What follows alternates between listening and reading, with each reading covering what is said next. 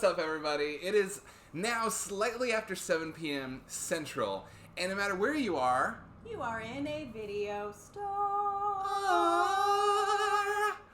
I'm one of you. Video store. Wow. Because it was like perfect. No, but that's a good reference. Thank you. That's Stephanie's referencing the title theme music that you'll hear at the end of the show. I'm one of you two hosts / clerks, Adam Protextor. And I am your other host / clerk, Stephanie Thoreson. And this is a digital hangout space for people who miss hanging out IRL talking about movies while the world is in the process of opening back up. And I'm sure that many of us are really looking forward to hitting our full immunity vaccination life. Mm-hmm.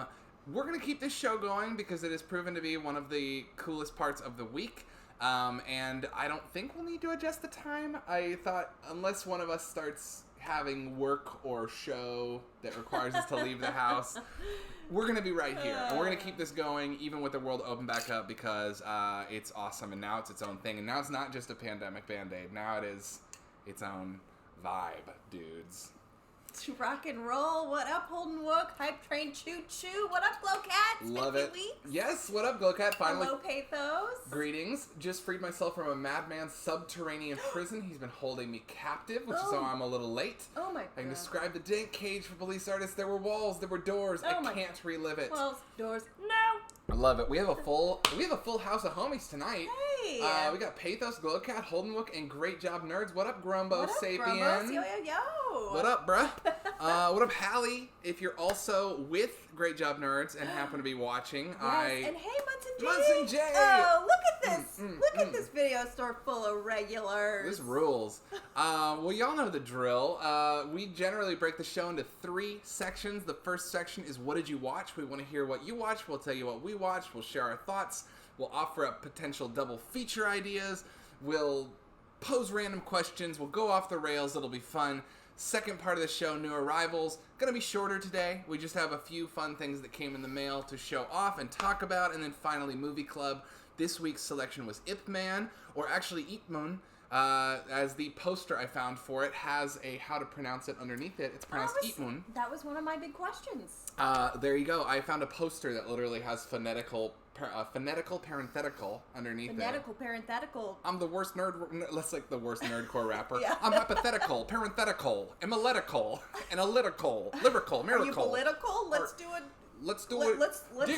We need a clarification in this nation. Yo, you're blowing like 16-year-old really Adam's mind with these bars. Seriously though, it's awesome to be here. We're gonna have a fun time. Only real rules of the stream for the chat are don't be weird, don't be a dick. You know what we mean. Don't be a jerk. Be polite to each other, and and shout out to Pathos who always has our back when the weirdos show up. We want new viewers. We want new friends. That's awesome. But we have had some randos, as is the case on Twitch. But also, it's amazing that all y'all are here, love hanging out. No, weirdos are good. You must understand. I don't mean weirdo like homie gonzo weirdo. I mean weirdo like massager weirdo. Like massager weirdo. Like like the people who show up and are like, "What's your favorite movie where someone sits on a face? Dildos." Those people. We can have those conversations in person. Right? Weirdos are welcome is what we're saying. Just don't be a jerk. Mm-hmm. And Munson J, that's really nice to hear that this is the highlight of your evening/week. Aww.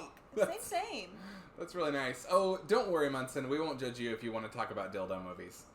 I'm choosing to radically misinterpret the way you wrote "Oh Christ." I know you're in solidarity with us, but I'm choosing to interpret it that you're like, "Oh great, I can't bring that up. Cool." Seriously, awesome to have everyone. I'm very caffeinated tonight. Can you tell? I was just about to say I need to get on your level because I don't know why I'm having coffee at 5 p.m. But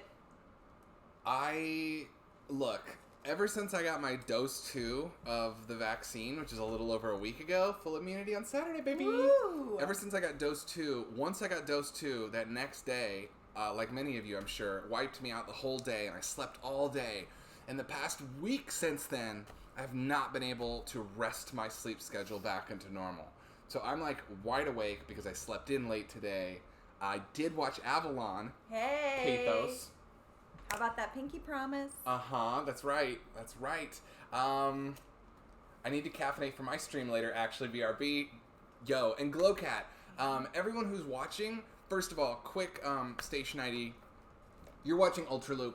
UltraLoop is a group project between us, between Aliens for Humans, Ilan Rachowski, Keelan Haynes. There's programming, broadcasting, streaming, really, every night of the week. So we would love if you sub to us, but also Glowcat and Pathos.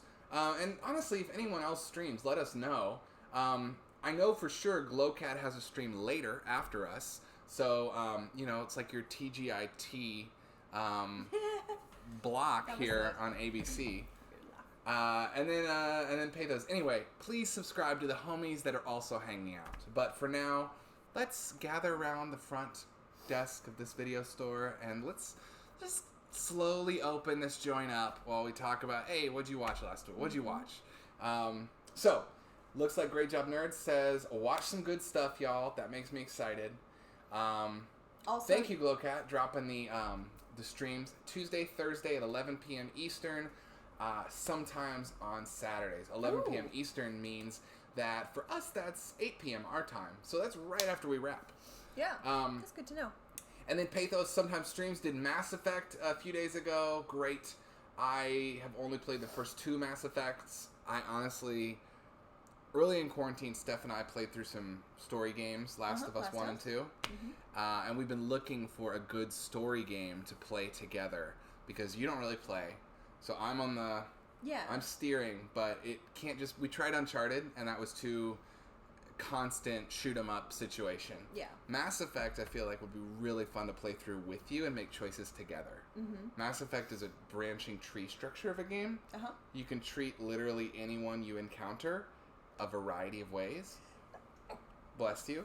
And depending on how you treat them, whether that be that you choose to be their friend, their enemy, their lover, seriously, a lot of options, you branch other options. So if you are an asshole to everyone the whole time or a renegade, you will become stronger, but your options will diminish. And if you're really kind to everybody the whole time or a paragon, this is the binary that it puts you on.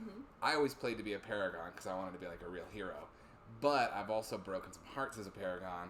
It's a great game. We should play. Currently doing Resident Evil 8, then Mass Effect might be next. Just finished Getsu Fumaden. Is Legendary Edition really good? Okay, I'm sorry. You are in the video game section of the video store. For sure, Holden Wook. And we do rent game systems. We rent retro game systems. I'm having a moment. How are you doing? Well, I'm having a little moment with my allergies. What happened here? I don't know. Are you doing okay? I'm doing okay. A little antihisty? A little antihisty. No, do you need a little antihisty? Oh, I don't have an antihisty, which is probably why this What is happened? I'm like actually concerned. Can you see my eyes? Yeah, I'm concerned because it came out of the blue and I'm like, what in our house triggered this? I don't know. I just ate a beef jerky stick. You know how you've been having weird allergic reactions to random foods? Yeah. Do you think that maybe like the preservatives, like salts? Remember last night we had burgers and the salts made you... Maybe you can't eat beef anymore. Oh my god. First shellfish, now beef. No. No. You talked about liking chicken wings too much, and now your body can only have chicken wings. I'm actually gonna while everyone starts dropping in the chat what they watched this week, because I'm excited to get into it. I'm actually gonna go blow my nose. Poor baby. Yeah, go take care of this. Silly. I can hold it down. Okay.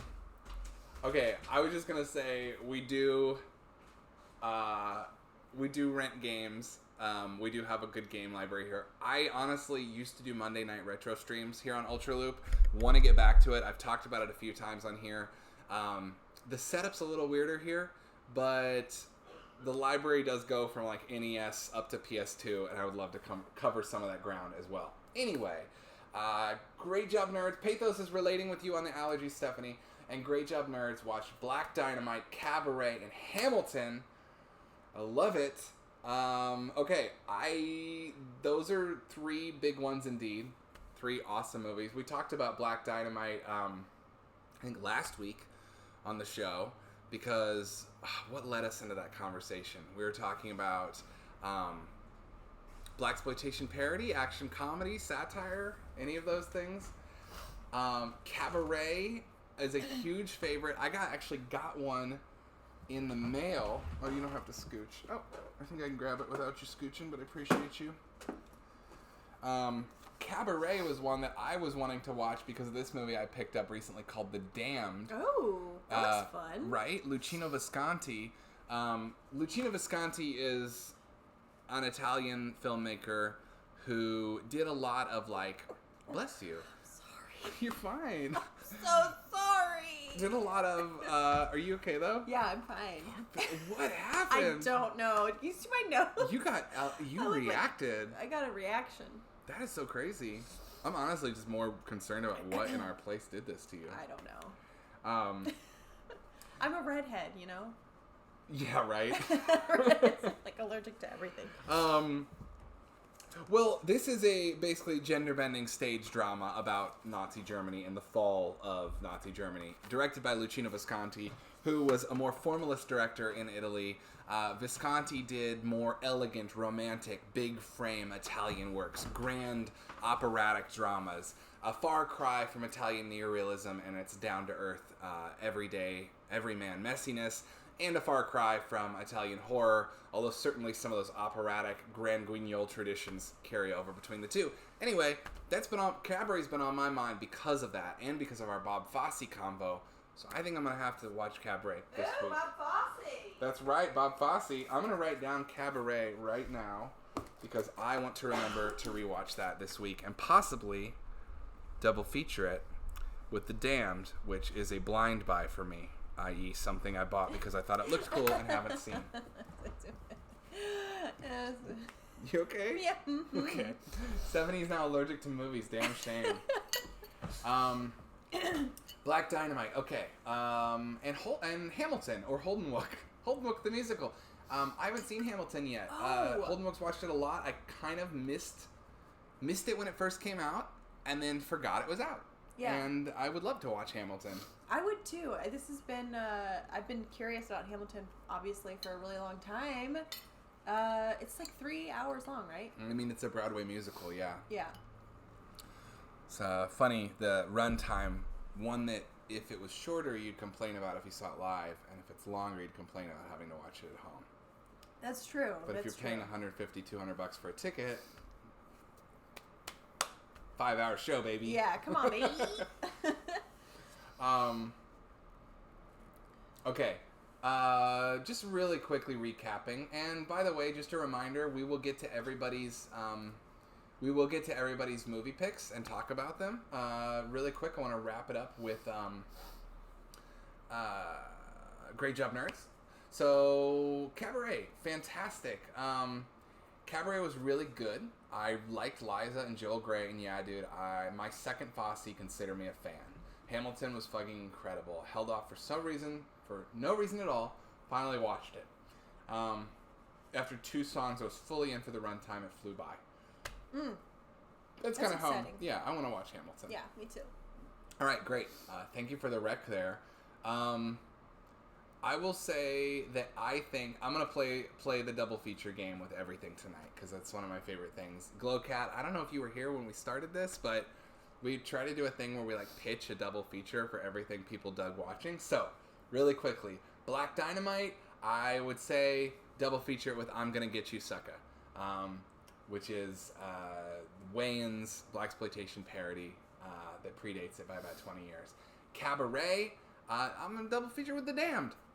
And Hamilton, double feature with Cannibal the Musical, because it is another musical about American historical figures that is probably 1/20th as good as Hamilton is, because Cannibal the Musical is a very bad movie. And the best thing about it is watching it with the commentary from Trey Parker and Matt Stone while they get blackout drunk on tequila on the commentary track and make fun of it the whole way through. I think it starts off with one of them saying, "Now this is before we knew not to start your movie with the stupidest scene in it." They're like they rip it apart. So when did that come out? I'm curious. When? Which one? Hamilton? No, Oh, Cannibal the Musical? Musical. What is it? Cannibal the Musical would have been, what is it, 98? It was like 2 years before South Park premiered. And then, do you know when they did the commentary? Oh, after they were like South Park rich. Yeah. Yeah. For the DVD release. And DVDs weren't really in the zeitgeist until like 2000, like after 2000. Yeah. So, and Troma was probably not putting out DVDs yet until like 2001, I would guess.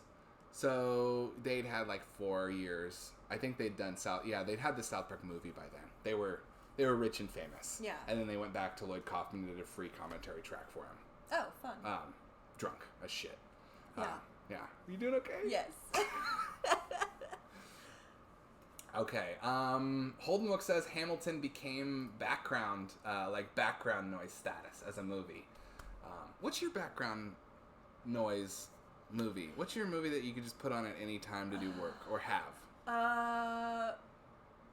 It used to be The Big Lebowski.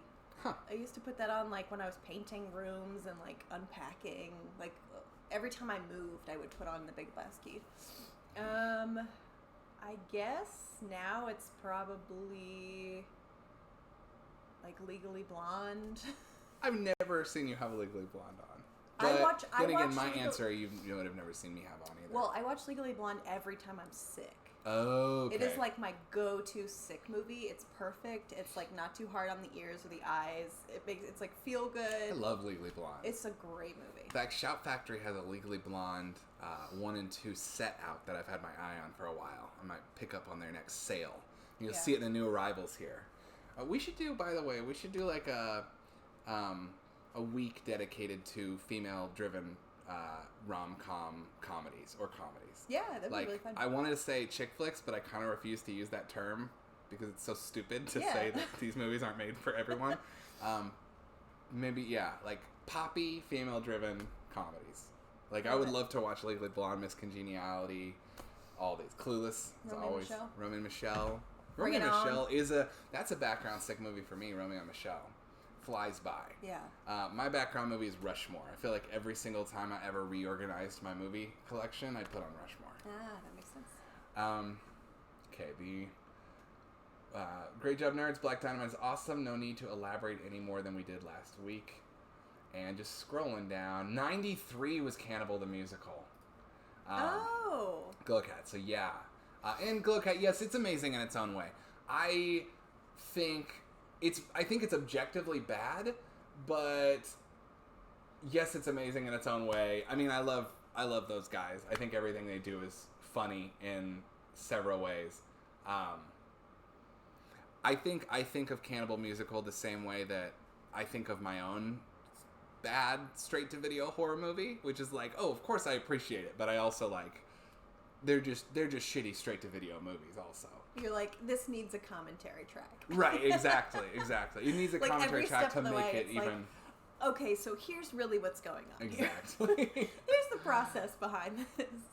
Okay, go-to sick movie is... Okay, Big Lebowski is in Holden Wook's top 3. Wedge said... Wedge! What up, Wedge? It truly is a full house tonight. Go-to sick movie is Apollo 13. Pathos, can't do that with movies, but there's a stream on here on Twitch called Turtles and Chill that's relaxing music and videos, an aquarium, and a pair of turtles. That's my go-to. That sounds wonderful. Aww. Apollo 13 or any Tom Hanks movie. Oh, and last week we were talking about... we had somebody pop in and just ask, what's your favorite Tom Hanks movie? Go. And I think we had 3 votes for Apollo 13. Yeah, we did. Apollo 13's a popular one. I haven't seen Apollo 13 since I saw it in theaters with my dad. And all my friends at the time like rented the tape and loved it, and I was like, it's space but without aliens and without fighting. Yeah. And so That's very you. It was very me at that age. Like, but I haven't gone back to it. I think I would love it now. I think it's honestly, I'm gonna write it down as an overdue. Yeah, it's great. I rented it a couple times when it came out, but haven't seen it since.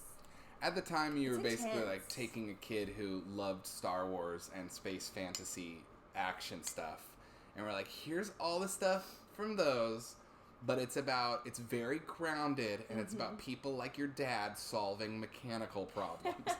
I was like, no, where are the aliens? I really want to watch it again. Okay. Munson says Cornetto trilogy and Bill and Ted trilogy are comfort movies for him. I mean, I think I completely agree. It's interesting. It's really interesting to see Bill and Ted trilogy. It's just interesting to see those words now. Yeah. I kind of forgot for it. I was like, oh yeah, still need to pick that new one up. I really loved it. And Cornetto trilogy is kind of evergreen. I would love to watch. Did you ever see? Oh, which is the third in that? The World's End. I always confuse it with At World's End, which is a Pirates of the Caribbean movie. The World's End. No. So I kind of think of like Shaun of the Dead being about like being stuck in your 30s in your life that you've chosen for yourself and trying to like break out a routine. Hot Fuzz is about how you, like the old saying, you can't go home. Like Hot Fuzz is about like you can't go home. Like you might miss the simple pleasures, but they're not there for you anymore. And I think The World's End is truly about merging those two. Like how do you navigate growing up? Yeah. Did I see that movie? Am I having one of those moments? Simon Pegg, but... Yeah, they're like in a bar. Yeah. With a bunch of blue aliens with blue blood. Yeah. I saw that once. It's weird. I don't remember it very well. I really like that movie. I'd like to rewatch that. We should rewatch the Cornetto trilogy. Yeah, that'd be fun. So named because they eat a Cornetto ice cream in each of the movies. Okay. Aww. Because it's a simple pleasure. Okay, I'm going to scroll back up because the chat is live tonight and I don't want to miss anything. Okay, Stephanie, quick allergy check-in. Are you doing okay? I feel like somebody just like dropped a curtain in front of my face. I feel bad. Hey. I feel bad as like, I feel insensitive because I'm like talking about the chat, but then every time I look at you, I'm like, are you in pain? Are you okay? I'm okay. I just don't know if there's anything I can do other than, just talk for 3 hours. Push through the pain. Okay. Yeah. The only thing I'd say is like if the sniffling or the noise, the mic is picking up too much misophonia. I'm sure moment, fine. Then, just let me know. Say, Stephanie, your sniffles. Okay. Glowcat stays blend together. I don't know what. I watched, consume at an odd rate. Pathos says, the only thing I watched last week was the first Hobbit movie, also the original Hobbit movie from the 70s. Oh, that threw me because when you said the first Hobbit movie, You were thinking the one from the 70s. Yes, exactly. I have never seen that 70s Hobbit movie or the Ralph Bakshi Lord of the Rings.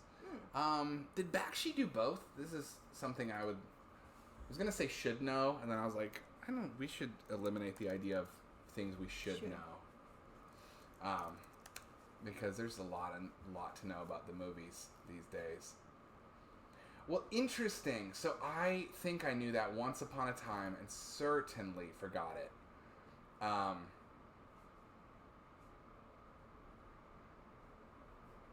That The Hobbit from 1977 is not Ralph Bakshi, but is Rankin and Bass. Really? Yeah.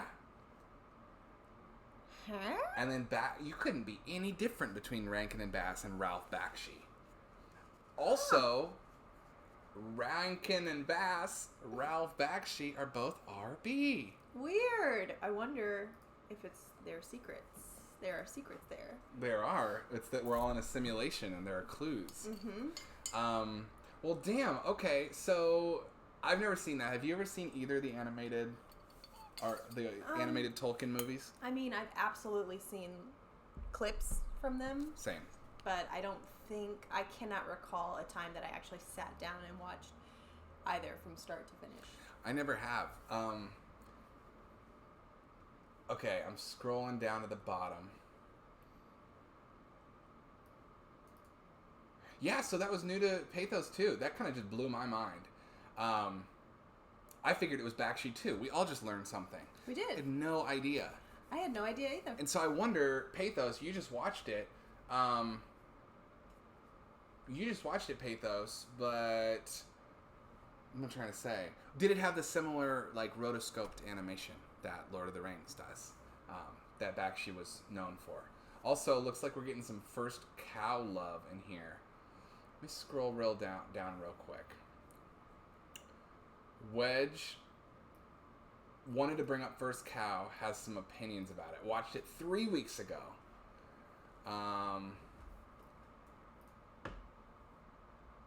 Okay, and then Glowcat's go-to is What We Do in the Shadows, which, when's the last time you watched that? I love that movie. It's great. I saw it in theaters, and I watched it one time after that. I'm writing it down because I want to rewatch that. That's a beautiful comfort food movie I haven't seen in years. Yeah. I actually got to, back in Austin, when the show was coming out, I had an audition and a callback for, like a, what do you call that when it's like somebody who is an interactive live actor. Wait. Mocap? No. I auditioned they were like premiering the show at South by, and I had an audition and a callback to like be like a be like an immersive gothy, experience actor. Yes, yeah. To be like a cosplayer, really. Yeah, pretty much. Interesting. Which was really fun. Didn't get it. You know, if I remember when you auditioned though. If that wasn't clear, didn't get hired. So. Okay. Looks like we're back to what people watched, and Glowcat watched Don't Breathe, which I would like to see. Have not seen that. Would love to know your thoughts. Did you see Don't Breathe? Mm-mm. It's a horror movie. Pathos, the Team 4-Star parody song, Alexander Anderson. That is over my head, but perhaps something I should look up after seeing Hamilton, which it looks like Munson needs to watch too. Sorry, y'all. I know it's weird with the chat. It's because we are sometimes on different time streams here. Looks like we covered this chat. And that brings us to Munson. Okay, so any thoughts from Glowcat? We would love to hear. And then Munson says, over the last week, watched Spiral from the Book of Saw. I scrolled down. It looks like Glowcat said they watched that too. I did not know that was out. I don't know what that is. Okay, so quick primer on the Saw franchise. Saw 1 is James Wan, who I love. James Wan, super creative, interesting director. Started with small indie genre stuff like Saw, Death Sentence with Kevin Bacon is a really good revenge movie with some really inventive camera work. Went on to be pretty big deal, did Aquaman.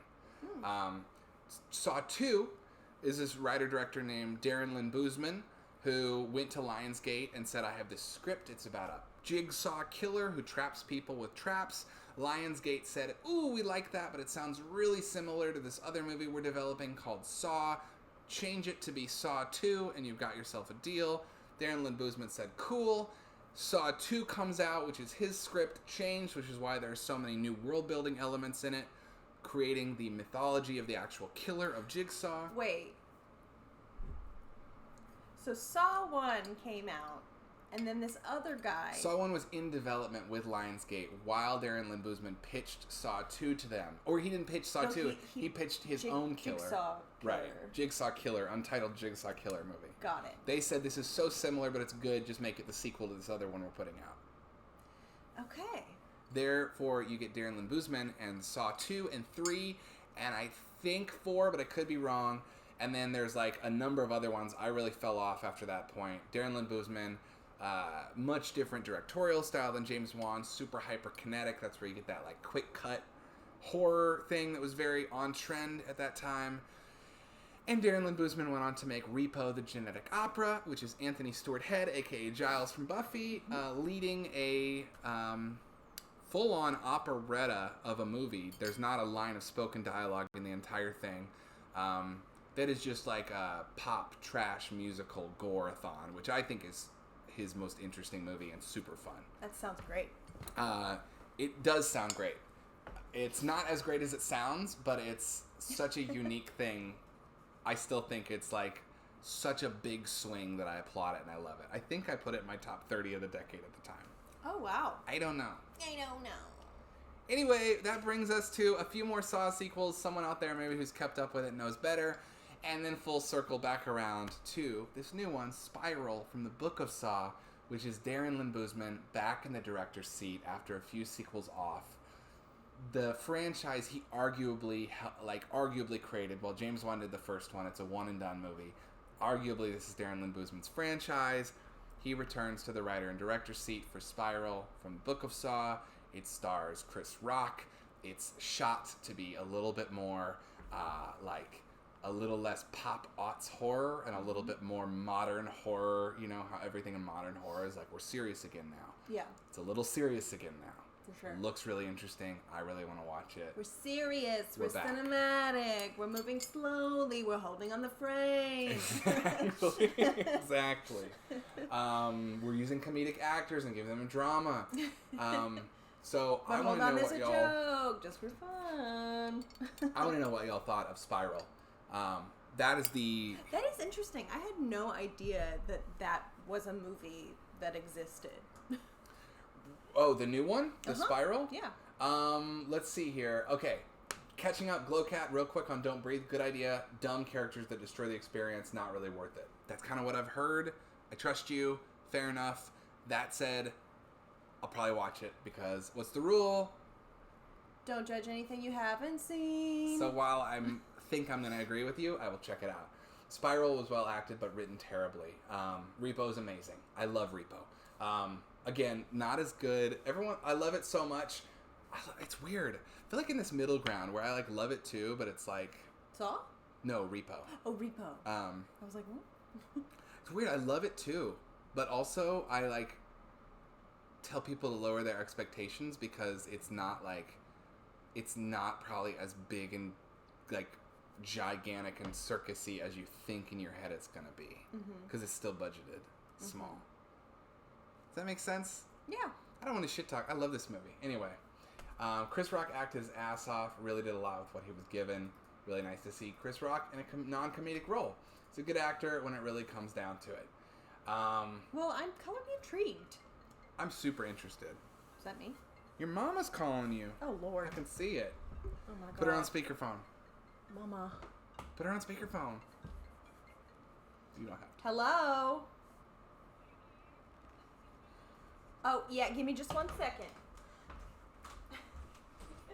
All right, we're going to let Stephanie take her personal call during the store hours. Okay, just going to scroll back up. So, to Spiral. Munson, one thing I did miss because we went on Spiral and then Corral Down. You watched Spiral and Wrath of Man in theaters. That is so exciting that you were able to go back to the theaters to watch some movies. I am so happy for you. We're fully, like I said, immune on Saturday, and that is one of the first things I'm going to do is go back to the theaters. Maybe seeing Spiral in theater will be the move because there's nothing like seeing a horror movie in a big theater. Okay, so sounds like Spiral was good, exactly what you were hoping to get out of it. Glowcat said the script could have used more work, but the acting was great. In general, with these Saw sequels with Darren Lynn Bousman, I tend to think the Darren Lynn Bousman Saw movies, as well as Repo, I tend to have that same opinion, which is like, this is pretty much what I was expecting. It's good. I'm enjoying it. The script could use some work.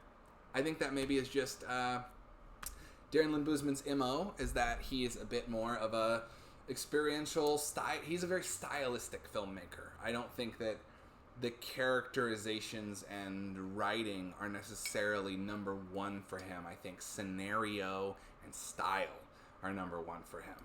So I would say I think of his movies as being very driven by what's happening and how is it unique, how is this idea unique, very like puzzle boxy, combined with the flashiness. So I think I'm going to go into it expecting that. Hopefully I will enjoy it, but I think that all of his movies, honestly, could use someone taking a second peek at the script. Sometimes he's guilty of what I would call like a post-Tarantino writing, and that is, I think, I'm just going to describe as any movie that came out after Grindhouse where people say fuck a little bit too much. post-Tarantino genre writing. Wrath of Man was great, bleak, gritty, and Ritchie back in Snatch and Lock, Stock form. I did not know that Guy Ritchie had a new movie out. I did not know that it was called Wrath of Man, and it makes me really excited to learn this, as well as excited that you are comparing it to the two big, awesome Guy Ritchie movies that I think if you're a film fan of a certain age, you grew up thinking were just the coolest shit you'd ever seen in high school. Going back to go-to like sick day movies, Snatch was very much for me when I was in high school. Snatch was something that I watched a lot.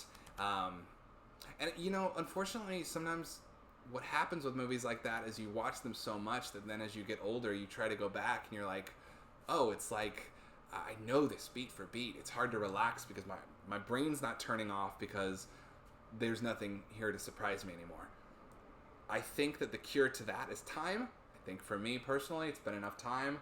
Snatch is going on the list because I would love to rewatch that, and I'm going to try and Wrath of Man. Awesome. Try and pair it with Wrath of Man. Sorry, I trailed off there. All right, Wedge watched Notting Hill, Ip Man, and wanted to bring up First Cow 3 weeks ago. Okay, now I'm just gonna let the chaos of the chat unfold and catch myself up. Okay, so Pathos. My favorite scene in Apollo 13 is a meeting between the tech heads. We gotta make this, find a hole for this, using nothing but this. That reminds me of Armageddon, Russian parts, American or U.S. parts, Russian parts, all made in Taiwan. Did a double feature. Holdenwook did a double feature with Apollo 13 and Hidden Figures recently. Spurred some really interesting conversation watching those back to back. I bet. I never saw Hidden Figures, and Apollo 13's been a long time. That sounds like I'm gonna write Hidden Figures down. Thanks for all the great ideas here, y'all. Does sound really interesting, especially to have this Ron Howard, all white male astronauts kind of generation defining space movie. I would say Apollo 13 is arguably the movie that kept the atomic age space American mentality afloat in the American zeitgeist after the actual space race. Really interesting side note there. One of the things we watched this week was an episode of a show called Disneyland, which was a hour-long promotional block Walt Disney had on ABC to promote the opening of Disneyland. We watched some of that.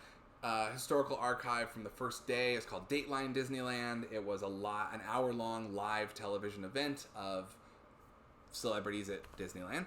Anyway, a lot of talk about the Tomorrowland exhibit and specifically the space rocket, and just it was so fascinating to see Disney talk about how sure he was space travel would function in 1955, looking ahead and knowing that we would get to the moon over a decade later.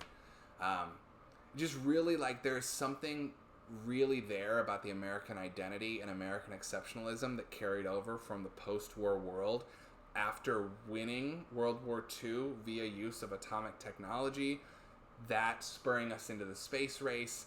And then I do think the 70s and 80s are very cynical times, and Apollo 13, I would argue, Apollo 13 and Forrest Gump were two of these very like baby boomer looking back on the accomplishments of the 20th century.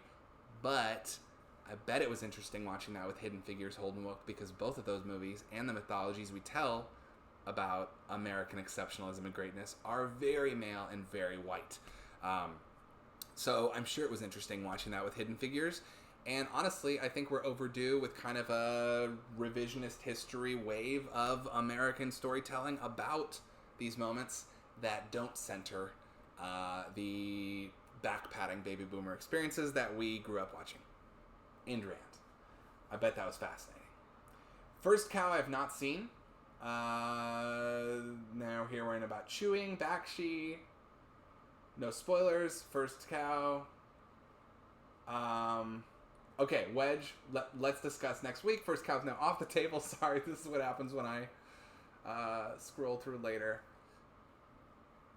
Drawn 2D animations. Okay, that's harkening back, so not really any of the, if you're just joining us, scrolling through the chat, catching up, So The Hobbit, we learned, like 4 of us learned tonight that The Hobbit from 1977 was Rankin and Bass, drawn and hand-drawn 2D animation as contrasted with Ralph Bakshi's rotoscoping in Lord of the Rings. Okay, Don't Breathe and Spiral, Glowcat's thoughts on that.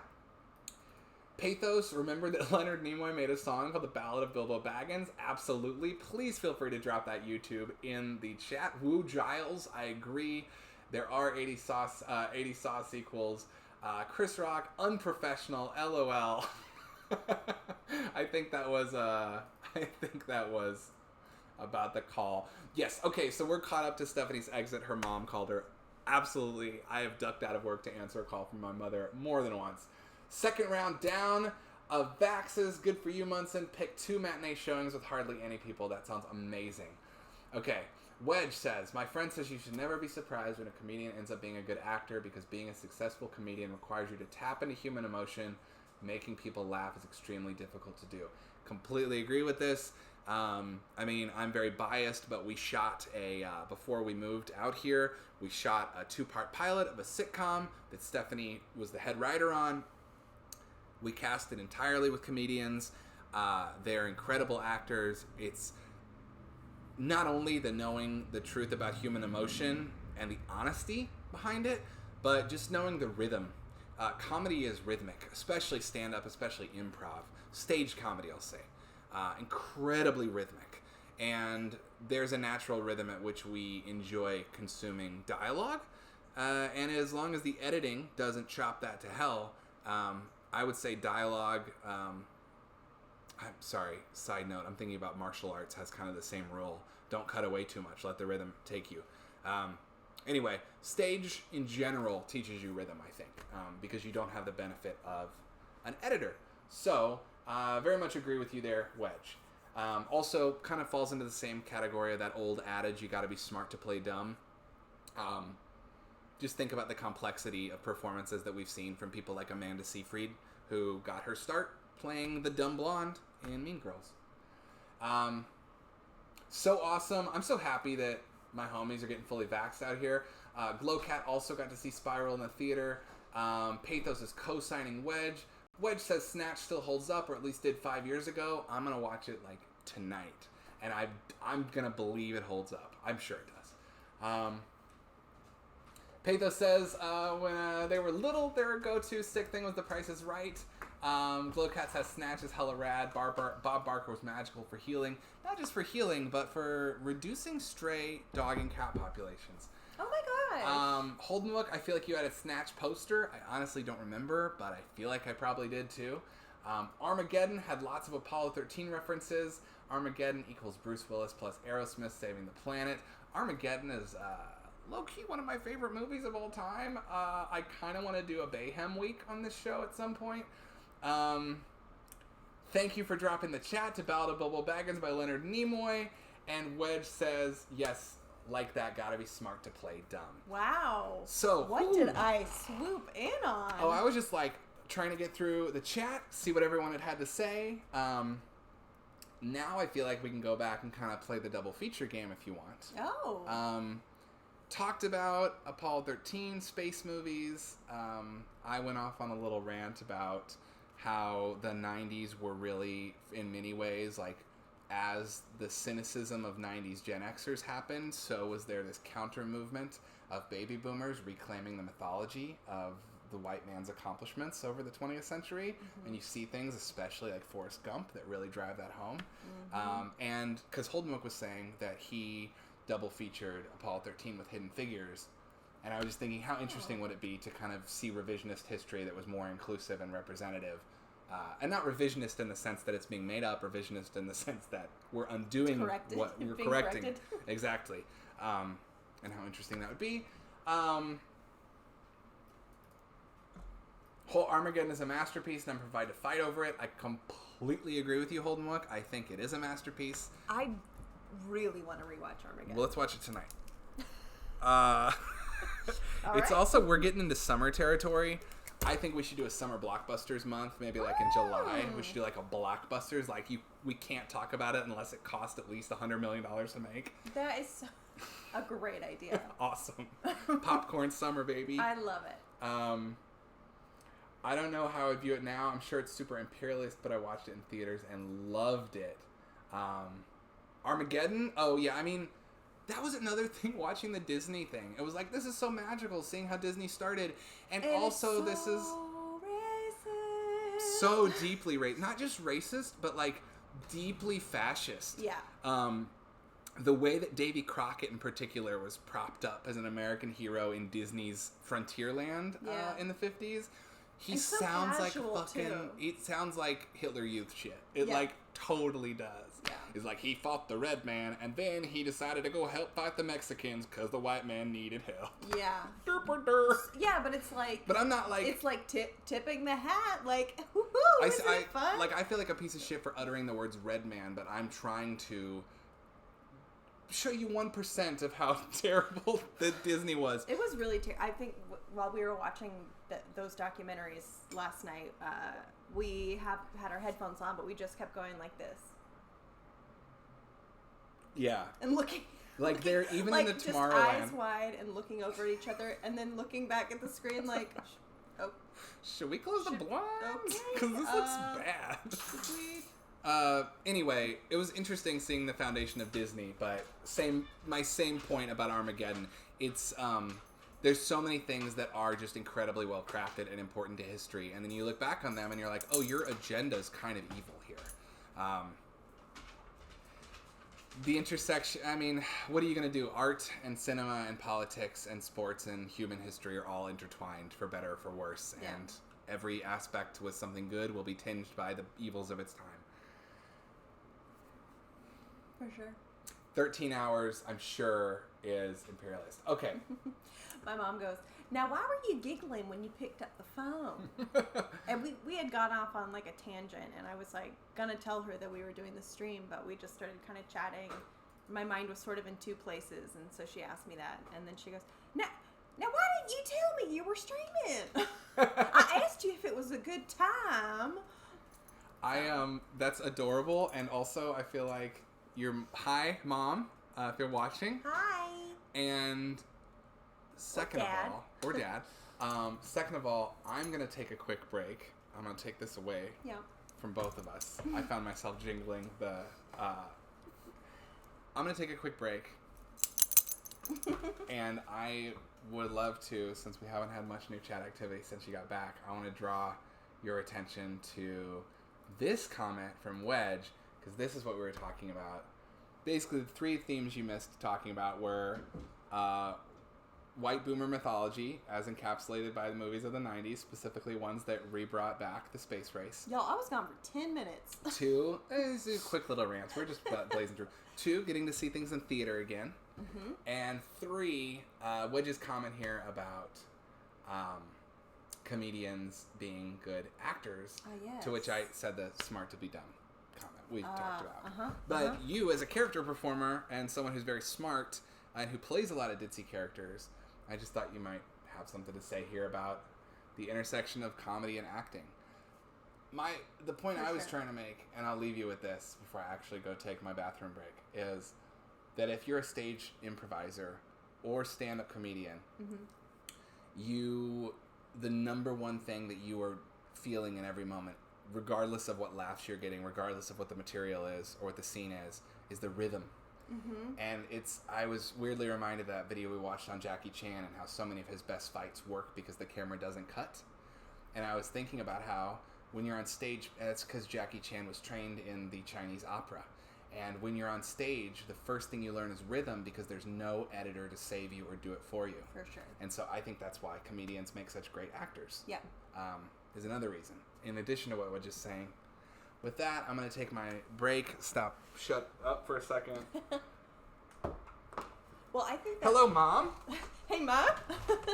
I think that's a great point about, like, rhythm as far as, like, actors and comedians and the intersection of the two. I also think that not only are rhythm and timing, like, essential, and yes, oftentimes comedians start on stage, whether they're doing sketch or improv or stand-up, and you have to learn that skill. It is essential Also, the other two things are, to be a good comedian, you have to write things that are relatable, and therefore you have to think about the human condition a lot.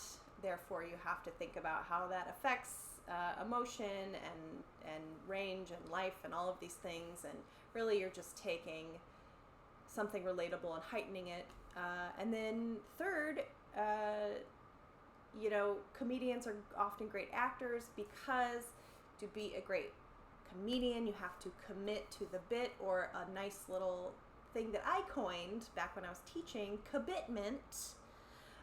Committing to the bit or committing to the moment, because if you don't, then it makes everyone uncomfortable. If you half-ass it, or if you're breaking character, or feeling so insecure that you're sort of like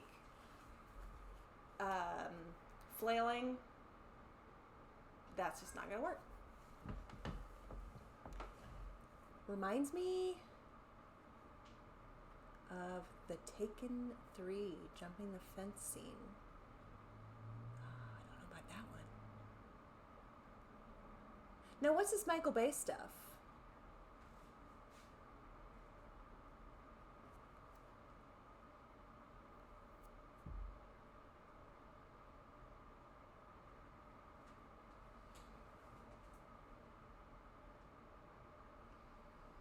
What's the deal with the Michael Bay stuff? Did I miss something? With action sequences and quick cuts, quick edits? Oh, I have thoughts on that, but really quickly, I'm sure everyone can hear me because the mic is good. I am going to grab my water, but also the Michael Bay stuff is just that we were talking about how much we loved Armageddon, this is with Holdenwook and I, and we were also talking about the rhythm of action, like Jackie. Oh, yeah. So I think there's right, like I said it.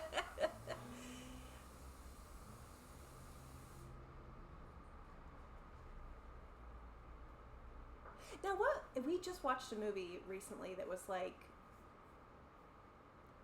confusing how the action sequences were edited together because they were, or directed rather, because there's no context for it. Because it's like with, so it's like with a skating video or a photo of somebody who's a skateboarder. The number one rule of specifically videography or photography with skateboarders is you have to see where they're going and where they're coming from. Otherwise, it's not a good skate photo or a good skate moment. So I feel like that applies to action. I never heard that before, but I love that skate videos, which are one of the most democratized punk youth culture ways of using a camera, can teach so much to an entire industry. I really earnestly love that. It's like, okay,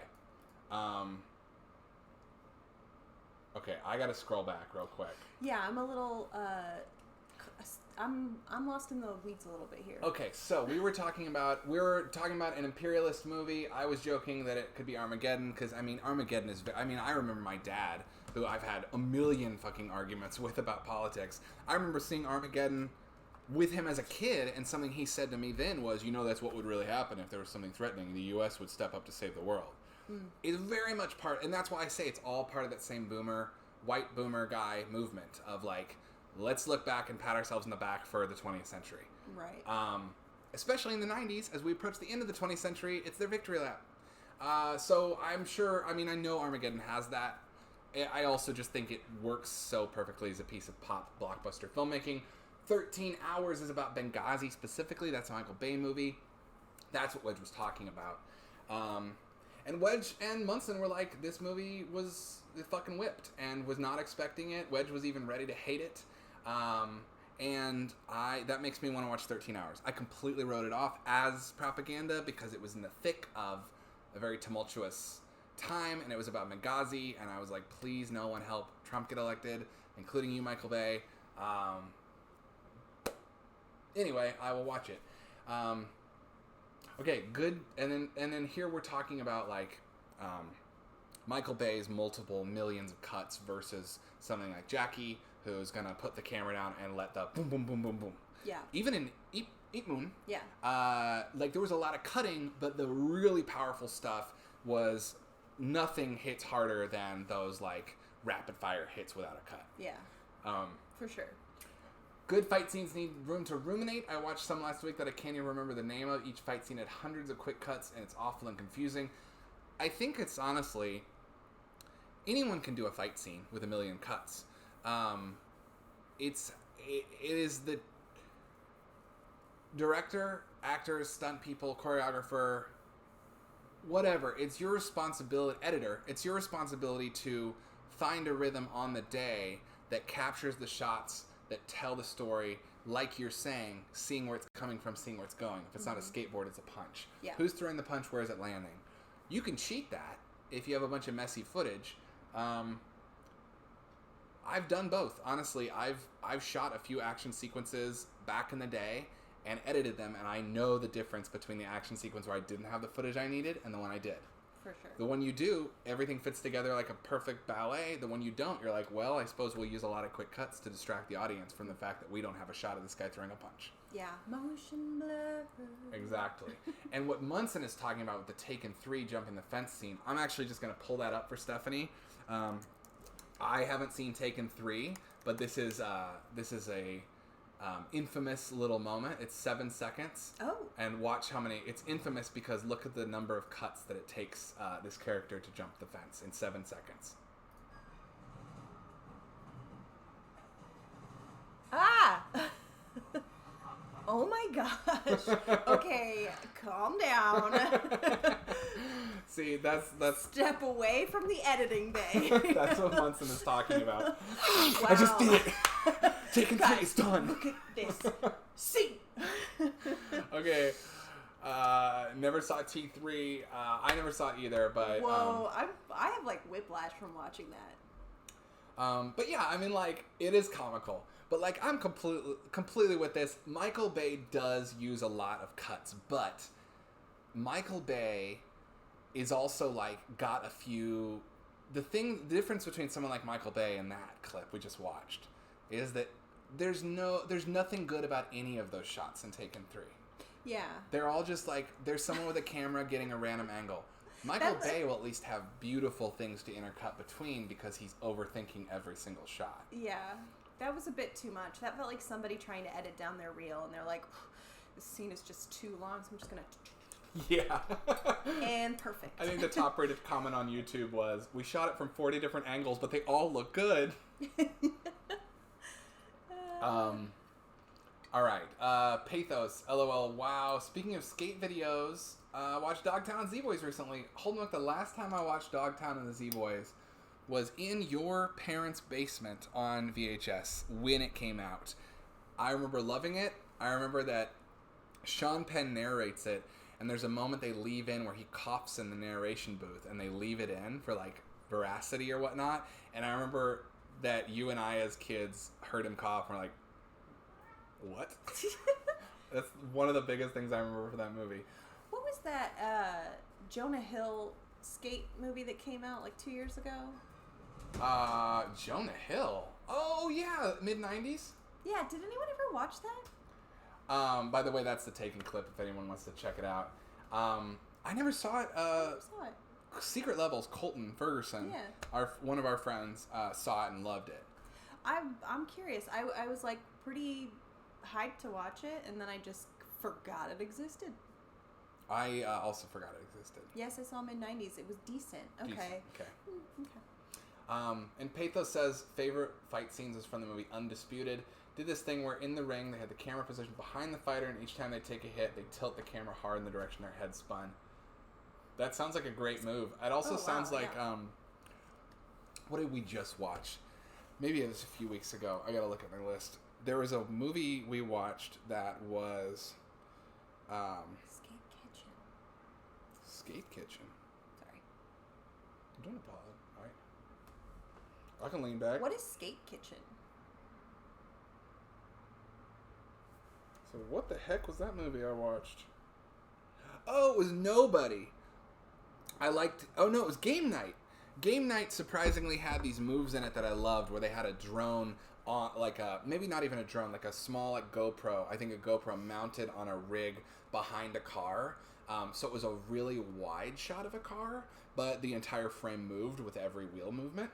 Yeah, It was a nice move. Game Night was surprisingly entertaining. I thought it was great. Skate Kitchen around the same time. Film is far better. Never heard of it. I've also never heard of it. If anyone's got any fun skate videos or classic stuff. Lords of Dogtown was amazing. I never saw that either. Lords of Dogtown is the narrative movie that was made based on the documentary Dogtown and Z-Boys. Got it. Just like based on a true story. Teenage Girl Skateboarders. Oh, I have heard of that movie. I mean, I know that that's a very generic description. It just triggered like a...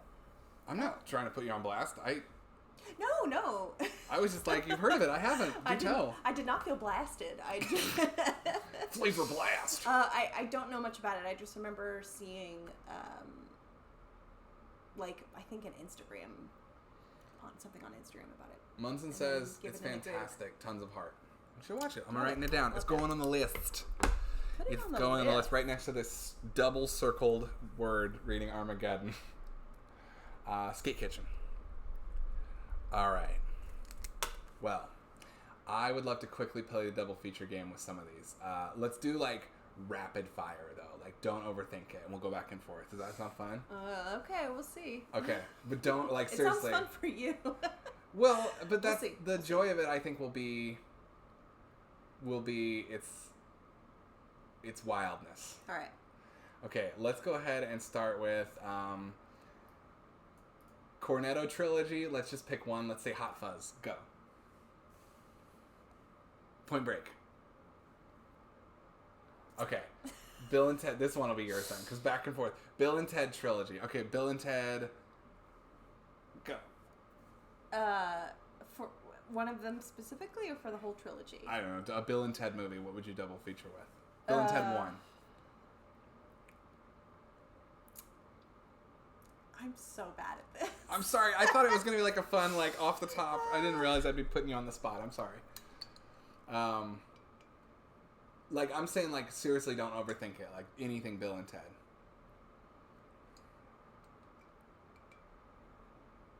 Romeo and Michelle. Ooh, that's so good. That's really good. That's really, really good. I was gonna say Back to the Future, which is not as good of a choice. Okay, Spiral from the book. I can't speak on these. Snatch. How about Snatch? I have not seen Snatch in like 300 years. Let's say Snatch and The Nice Guys. What We Do in the Shadows. Ooh, What We Do in the Shadows. I would double feature that with Waiting for Guffman. Ooh, I love that. I'm gonna say double feature it with Buffy the Vampire Slayer, the movie. Love it. Okay, Notting Hill. We didn't even talk about this. Notting Hill. You've Got Mail. Ooh, good. Apollo 13. Okay, I'll take this one. Apollo 13 and... how about, just to be weird with it, Mission to Mars. Oh, I like that. I loved in the, by the way, the Disneyland doc we watched, how Walt Disney's like, by 1986, trips to the moon will become routine. Oh, yeah. After that, Mars is up. Mm-hmm. And I'm like, oh my god, all this stuff with us going to Mars, all this stuff, like all this Elon Musk, let's go to Mars, is all just because in the 50s, people were like, we're going to go to the moon and then Mars. Yeah. And people have not let go of that sense. Or that Mars is the second most potentially inhabitable planet. I But know next to what the real Earth. reason is. I just think it's funny that we've been talking about this for hundreds of years. You're right. Okay, you're right. Elon Musk is like, Walt Disney told me to do this. Exactly. When I visited him in his frozen vault. First cow, I have no idea. I'll say Babe Pig in the City for first cow. Let's say here. How about Lord of the Rings, the animated edition? Lord of the Rings, the animated edition. Oh. It's hard. That is hard. I'm going to say Spirited Away. Oh. This is another animated trip to a magical world. Interesting. From 2 different cultures. Yeah.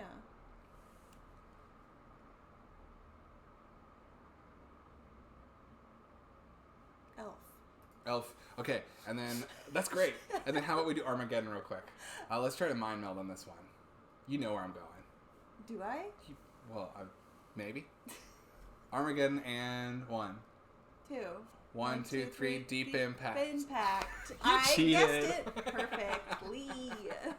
Okay, let's see here. We got some. Closest thing I watched to a skateboarding movie is Jackass. That's fair. And Spike Jonze and all that stuff. I love it. Hot Fuzz, Point Break, Bill and Ted Back to the Future, Dumb and Dumber, or Ferris Bueller. Ooh, I like these. Oh, these are good. Those are good. And Pathos, you and I picked the same back to back. And Holden Book had some good ones too. I almost picked Fight Club for Snatch. I think that makes a lot of sense. Apollo 13 and Mission to Mars. Dang, Pathos, we're on the same page. Mind melding for real. That was crazy. Yeah, that's insane. We scrolled down like I was not looking at this. I told you I'm fucking psychic. You are. No, you believe me. What We Do in the Shadows. Ooh, with Only Lovers Left Alive. That's a really good one, Wedge, because Only Lovers Left Alive is the melancholy vampire nest movie that Jim Jarmusch made. Jim Jarmusch? Or no? It's not Jim. Is it Jim Jarmusch? No. It's not. It's Jim Jarmusch. It's not Jim Jarmusch. It's Only Lovers Left Alive. Is it? Is it? It is. Okay, I'm trying to invent another filmmaker. LOTR animated and Wizards. Wizards. I don't know who burns $1 billion faster. I feel like faster. I was seeing Wizards in my mind and like not knowing what it was. If that makes sense. Oh yeah, I can just see the cover in my mind. Yeah. Of the guy on the like jousting. Yeah. I don't know who burns $1 billion faster, Michael Bay or Elon tweeting about Dogecoin. I know. Elon, shut up and let this happen. I have money in Dogecoin I bought when it was 3 cents a share. Briefly, I think last week for like 12 hours, I was like, Stephanie, I made $1,800, but I'm not taking it out. And then, and then Elon Musk went on SNL and was like, never mind. Armageddon, Deep Impact. Pathos. We are... That's crazy. Y'all are linked up, synced up. To the Wedge and Holden look, like, I'm glad y'all got to see that in real time, because that was pure, because I was not looking at the chat. Yeah. That's some real shit right there. That was fun. Okay. What did we watch, Stephanie? Ooh, what did we watch? We watched, actually, quite a bit. I'm going to try and not, like, not... let this segment go too long because I ranted plenty for tonight's stream. But well, I can start with like a little baby Stephanie's TV corner moment. I started the final season of Shrill, the third and final season. I'm only 5 episodes in, but it is great. I thought the first episode was a little bit finding its footing, but the thing I love about this show, if you haven't watched it, is the cast is so good. The actors are so good. I need to see this show. Ugh, like it's like, speaking of comedic acting, this is like comedic acting for comedic actors. Like, it is a masterclass on comedic acting and timing. And I love it because A.D. Bryant is probably easily the biggest name attached to this show. So it's really exciting seeing like all of these sort of up-and-coming comedians play all of these really fun and diverse and interesting roles. I just think it's great. Shrill. On Hulu. Shrill on Hulu. Wedge said that Abby just watched all of Shrill and loved it. So you are in good company. Yeah. Shrill also is like an indicator of Hulu kind of coming in to play as like a production company. Mm-hmm. They've been doing that for a while. Didn't Hulu do Handmaid's Tale? It's like their shift into like Hulu original stuff. Hulu original, but also like the fun poppy, like greenlighting cheaper ideas. Yeah. Let's pitch to Hulu. We have a sitcom. If you're watching, we have a great sitcom. If you work at Hulu, let's talk. Yeah. That's how we're going to get our meeting right there. Right? We're just going to talk about it on the stream. I would really like to watch Shrill. I think that at this point, you are fully, like... I feel like at this point, you're fully in, like, you've been watching this show for a few years, and you're in binge mode because the new season came out, and I don't want to make you wait for me. But in a few months, when you want to rewatch it, I will rewatch it with you for sure. Oh, yeah. Or I'll check it out on my own. I would start it over today. I started Doom Patrol before the move and watched episode 2 just a few days ago. And I'm going to be watching some Doom Patrol because it was a comic I always enjoyed, and I found my, like, hour-long format. Also, we finished Falcon and Winter Soldier and never talked about it. We did. That was great. Yeah. It was fantastic. Like, I ended up growing on me so much more. Me too. Than at first. Yeah, the first few episodes was a real roller coaster. It was like, oh, I don't know how I feel about this. Oh, wait, I love this. Wait, I don't know how I feel about it again. Oh, wait. Okay, now I'm in. Yeah, I really dug it a lot. I thought that it was a really great way to handle the transition. And looking back, it's like, yeah, the ending of Endgame is wonderful and it works for the movie. And Marvel and Kevin Feige are just so fucking good at doing this thing where, like, the movie wraps up the story for anyone who cared, and that's all you need. But then the show is, like, they're so good at deepening the story without falling into the trap that several other intermedia storytelling people did, which is you have to watch it all to understand it. It's not that you have to watch it all to understand it, it's that you can watch it all for a deeper understanding. Mm-hmm. It's very smart producing. Yeah. But this show felt like, yeah, the ending of Endgame was wonderful with the handoff of the shield, but I'm really happy they dedicated the hours of this show to exploring what that actually means in America to hand the Captain America shield to a black man. And they actually get into it, and I loved it. Yeah, it was great. Yes, yes, I love how he's in the comics as well. How there's actually, like some historical acknowledgement, while also this show also seemed to acknowledge that this is not enough, which is the show didn't pat itself on the back either. I felt that it was honest, and most of all, character driven, which made me really give a shit. I love, like. I will confess, I love Cap.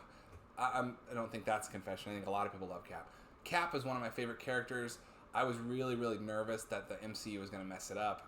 I think Chris Evans obviously did not, has obviously carried that character perfectly. The character was written perfectly. There was a moment with Anthony Mackie when he gives a speech where I actually got a little teary-eyed and was like, it's Cap! It's Cap! And I was like, that's my fucking captain, dude. And it was just a really beautiful way of exploring this idea that it's not Steve Rogers.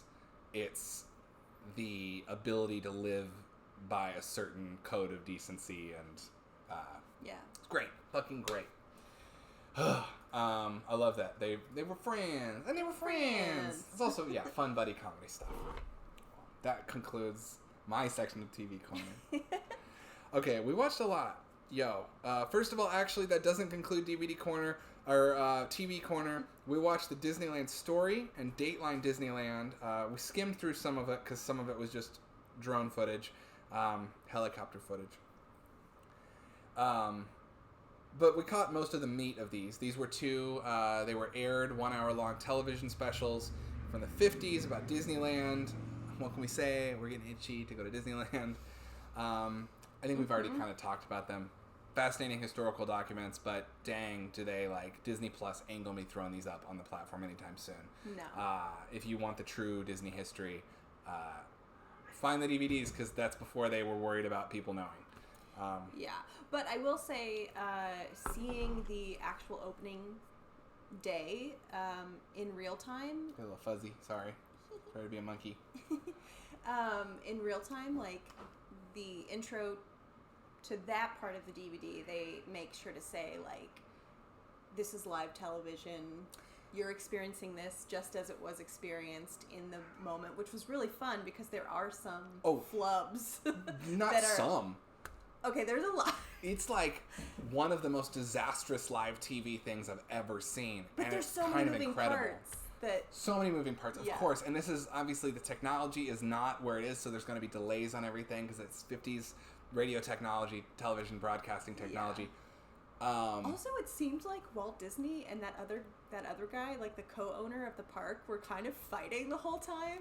Oh, yeah. And I was like, this is uncomfortable. There's a lot of Walt Disney being like the old-timey magnate man. Like, he does this to guys a lot. A lot of old-timey power play stuff from his body language. So I finished this after you went to bed. And that's why I'm like, oh my god, the live TV stuff. Did it get worse? Oh, it gets so much worse. Oh no, it just went off the rails. There was an amazing part where, and first of all, this is early live TV. This is 1955. This is early live TV. For comparison, the first live TV broadcast, I looked this up, of all time was 1951, and it was a presidential address. So, that's a single camera, one room inside shot.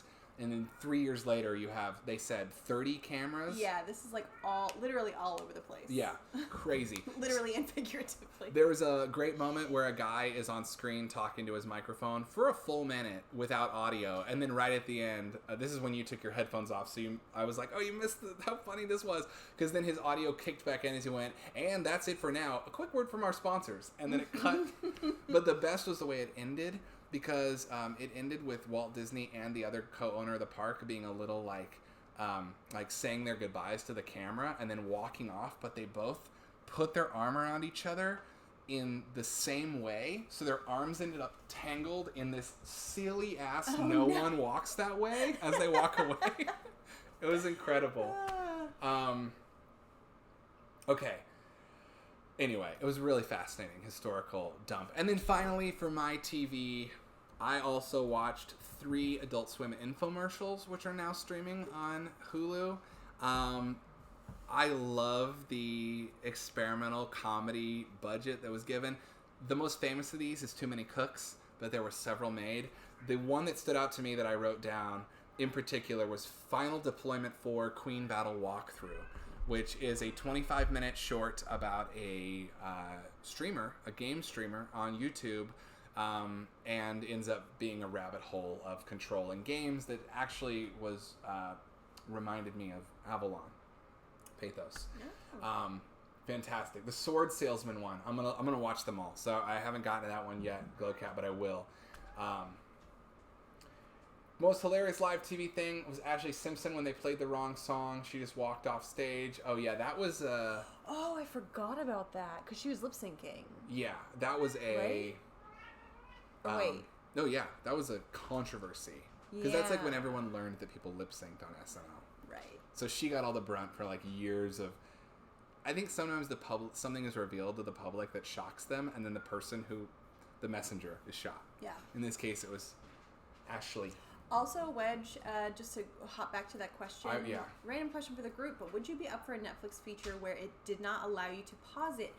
My answer is yes, but that does scare me as far as like streaming taking over theaters and things like that. If that were to be like the in-home theater experience, like the true whatever, like I would much rather be squirming through the last 20 minutes of a movie in a theater because I gotta pee, than at home and it be like a setting on a television. Yeah. I think I'd be up for it. I don't think I'd ever use it. I agree with what you're saying, Stephanie, that it would bring us one step closer to the death of the theater, and therefore I'm kind of don't love it. It's weird because on the one hand, it means people might respect the movie more. On the other hand, it means people respect the theaters less. So it's a double-edged sword there. Speaking of swords, knives, very sharp objects, and cutlery, this is one sharp double-edged sword. I am more in favor of Netflix removing its insane choice to allow you to play things at 1.5 or 2 times speed with the audio on. Yeah. Which is like a slap in the face to anyone who's ever made something with a camera. I think that is like wrong. I agree. I also think it's just strange too. It is just weird. Like what we could go off on a rant. I think the biggest thing with home viewing that bothers me is the insistence of other screens being present, because June, she's sniffing the mic. I wonder if that picked up for y'all. Thank you for dropping Space into Place as the pathos, as the bumper pathos from Adult Swim. Yeah, Wedge, it's a thing that's been tried in certain markets. It's like not on our app on our TV, but it's on our desktop, on our computer version of it. So it's like they had been talking about it, and I think they like soft tested it. But I did see it. I did try it out and was like, ooh. Yeah. It's very unnerving. I think the thing with home viewing, honestly, the only thing that it's not pausing it, it's the phone, it's the laptop, it's other things being present. I saw a viral tweet a few weeks ago that was like one of the head writers for like a reviewer for something, and they wrote Life Achievement Unlocked made it through an entire movie on Netflix without looking at my phone. And I was like, what? No. It kind of weirded me out, because in that moment I realized just how normalized it had become to do that. It's so weird to me, like, that is such a normal thing.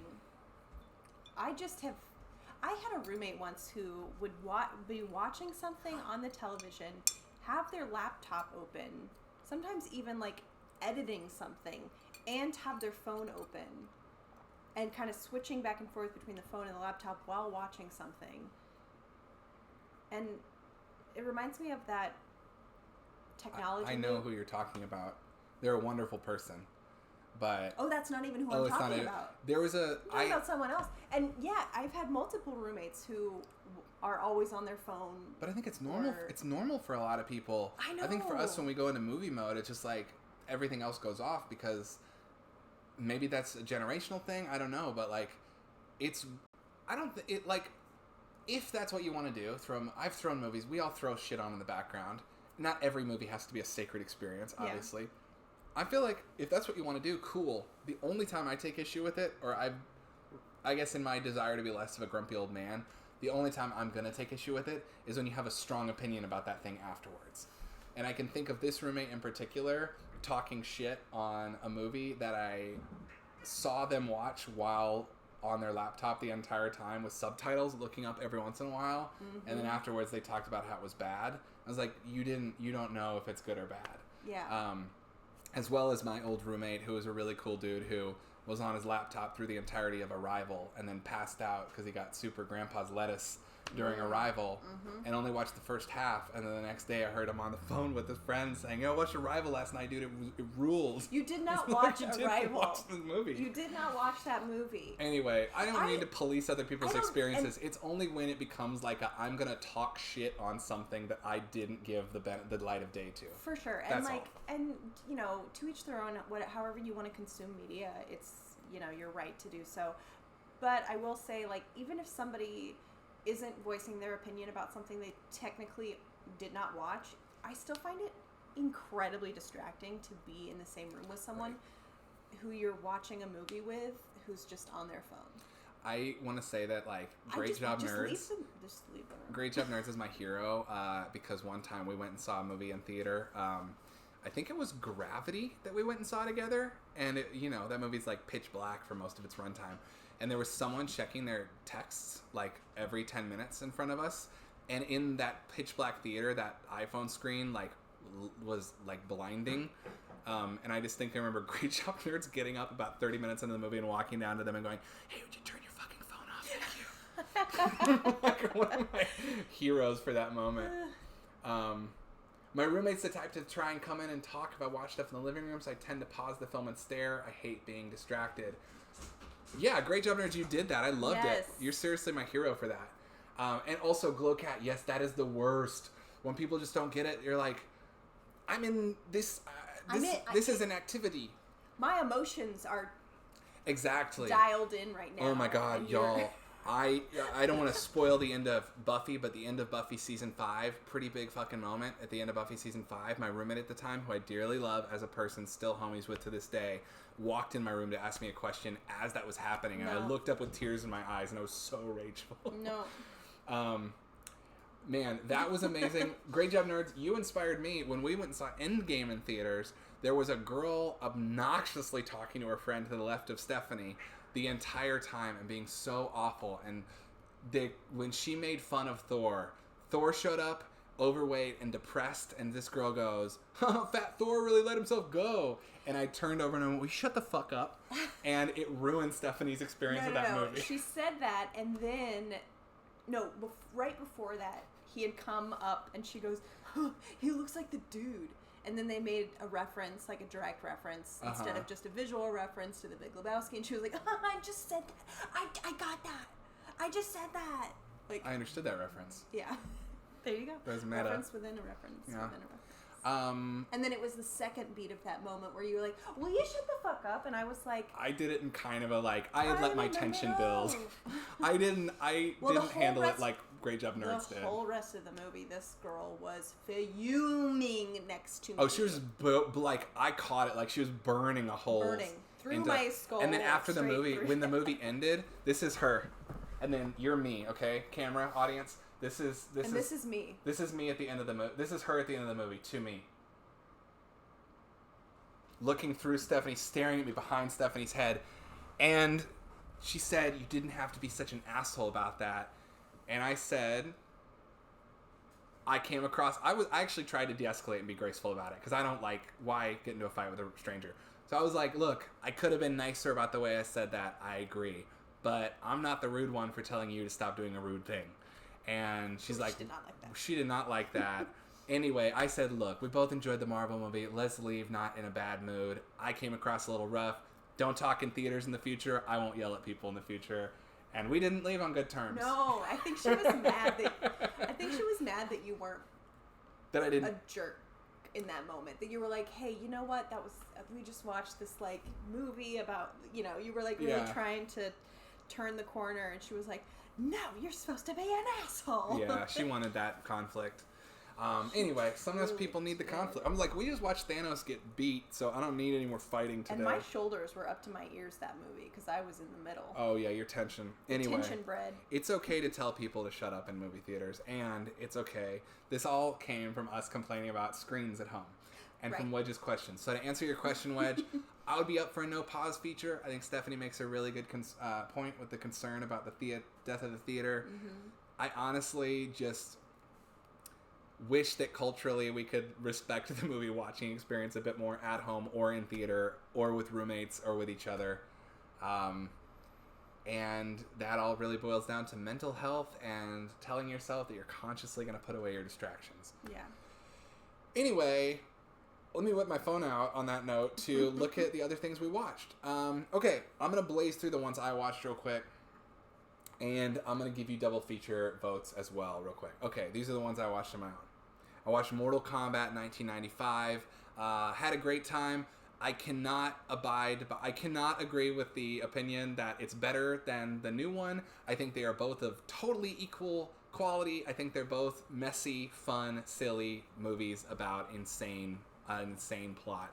I really loved watching the 95 version again. I also really loved watching the new one. Neverending Story Part 2, the next chapter. I'm gonna be real, I've been superstitious to watch this movie for almost 2 decades because it was the last movie I watched with my childhood dog on the day we took her to be euthanized when she was old and sick. And so I was always like, oh, what if I watch this movie and something bad happens? Well, nothing bad happened except the movie itself. It's not a very good movie. I love the set design. I love the ideas. I actually wouldn't call it a bad movie. I'd say Neverending Story Part 2 is like super solid, but it does not have the soul the first one has. And I mean, I'm a Neverending Story super fan, as I know Holdenwook is. Okay, kitty catty. I know that Neverending Story like means a lot to me and a lot to a lot of people. The second one to me is like a fun second helping, but don't expect to be full from it. It's like if you had a steak dinner and then Willy Wonka gave you steak flavored ice cream. I don't know, it's a terrible metaphor. Then I watched Vanilla Sky on my own. This was a late night impulse watch. Actually moved me more than I thought it would. This used to be one of my favorites. want to talk about back in the day, high school movies like Fight Club, Snatch, Vanilla Sky was very much on that list for me. As was Abre los Ojos, the Amenabar movie that it's a remake of. In a roundabout way, Vanilla Sky introduced me to Spanish cinema, and for that I am grateful. On that note, I also watched a movie called Pieces, or Mil Gritos Tiene la Noche, or The Night Has 1,000 Screams, released in the U.S. as Pieces. I'm giving it its Spanish title because it's a Spanish movie, and I watched the Spanish director's cut version. Pieces is a infamous little piece of video nasty slasher chainsaw mayhem with some really great gore moments, some fun problem-solving stuff. Overall, a solid piece of 80s European sleaze. That's right. And then finally, I watched a movie called Butterfly and Sword. This is part of my desire to be watching Hong Kong movies this month in particular. Butterfly and Sword from Tai Seng Video on VHS. This movie was fucking awesome. I loved it so much. It's Tony Leung and Michelle Yeoh. It's a wuxia movie. If you've ever seen that word, W-U-X-I-A, it means we're flying through the air. We got swords. We're on wires. Probably set in medieval times. Wuxia is the genre. Butterfly and Sword is the movie, 1993. So over the top, bonkers, divorced from reality, action, dopeness. Really recommend this one as a fun flick for anyone to watch. Loved it. And Vanilla Sky, Woozy. Oh, well then I'm just, look, I've never heard it said out loud, so thank you. There you go, Woozy. Probably how you actually say it. I'm going off of the limited understanding I have of Chinese pronunciation I learned growing up from Wuzai. Wuzai. Wuzai. Okay, I have to look it up now, because now I have to know where to land on this.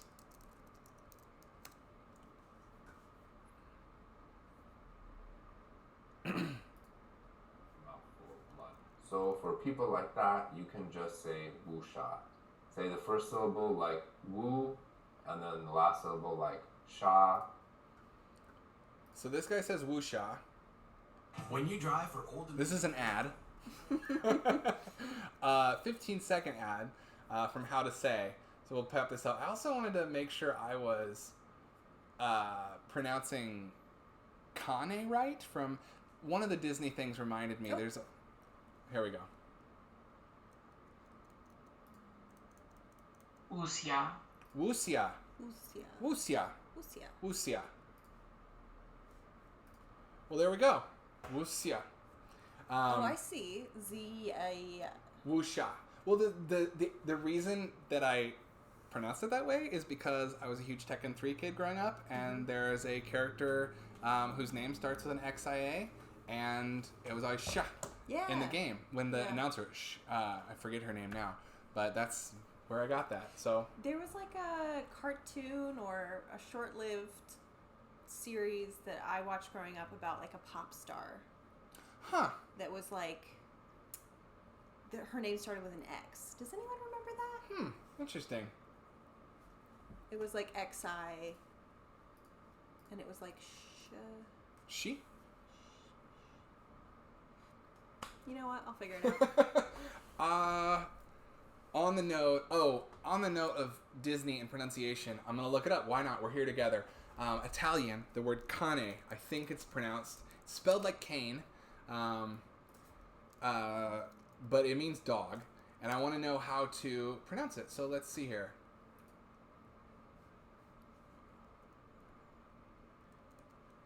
Kane. Kane. Okay, so the Mondo Kane movies are a travelogue gonzo Mondo movie, and the genre of Mondo was popularized by Jacopetti in 70s and 60s in Italy for the Mondo Cane movies, which are basically travelogue movies that make up a bunch of shit and recontextualize local customs and lie about them and make them, what am I trying to say? Mythologized and exoticized, really exoticism, Western exoticism in full force. one of the big clips from the Disney episode that we watched was Disney talking about all of the places in the world and customs they went to observe across the world to influence Adventureland, the section of Disneyland Park, and a lot of it was showing things that were obviously wildly out of context, and I thought, wow, Disney helped create the Mondo movie. And anyway, that made me finally want to look up how to say Mondo Kane right. The X in Chinese is a sound. You force air through your teeth with that sound like Tsindao. Qingdao. Chinese, Mandarin is hard. I was just going to... Dude, Pathos, you and I are linked up tonight because I was just about to say Mandarin is hard. Mandarin is very hard. I do not think I will ever learn Chinese, but I do want to at least be able to say proper nouns correctly. Okay, so... Butterfly and Sword kicked much ass, and I'm really, really excited to get into more Hong Kong movies this month. Okay, let's talk about the movies we watched together, starting with one that's a big favorite of mine that you watched for the first time, The River Wild. Oh, it was so great. Man, we had, like, even before we started watching this movie, we had, like, a side discussion about how movies of this time, particularly, like, kind of action dramas, really, like, take a moment to build the world, to contextualize what's about to happen, and you're just sort of like, 20, 30 minutes of an entire act of just like slowly, maybe not even revealing who the bad guys are yet. What, it's just sort of like, sorry. And these are five act structure. Mm-hmm. Like, the first act being like, and you say world building, letting you marinate in the world, mm-hmm. It's also giving a shit about who the characters are.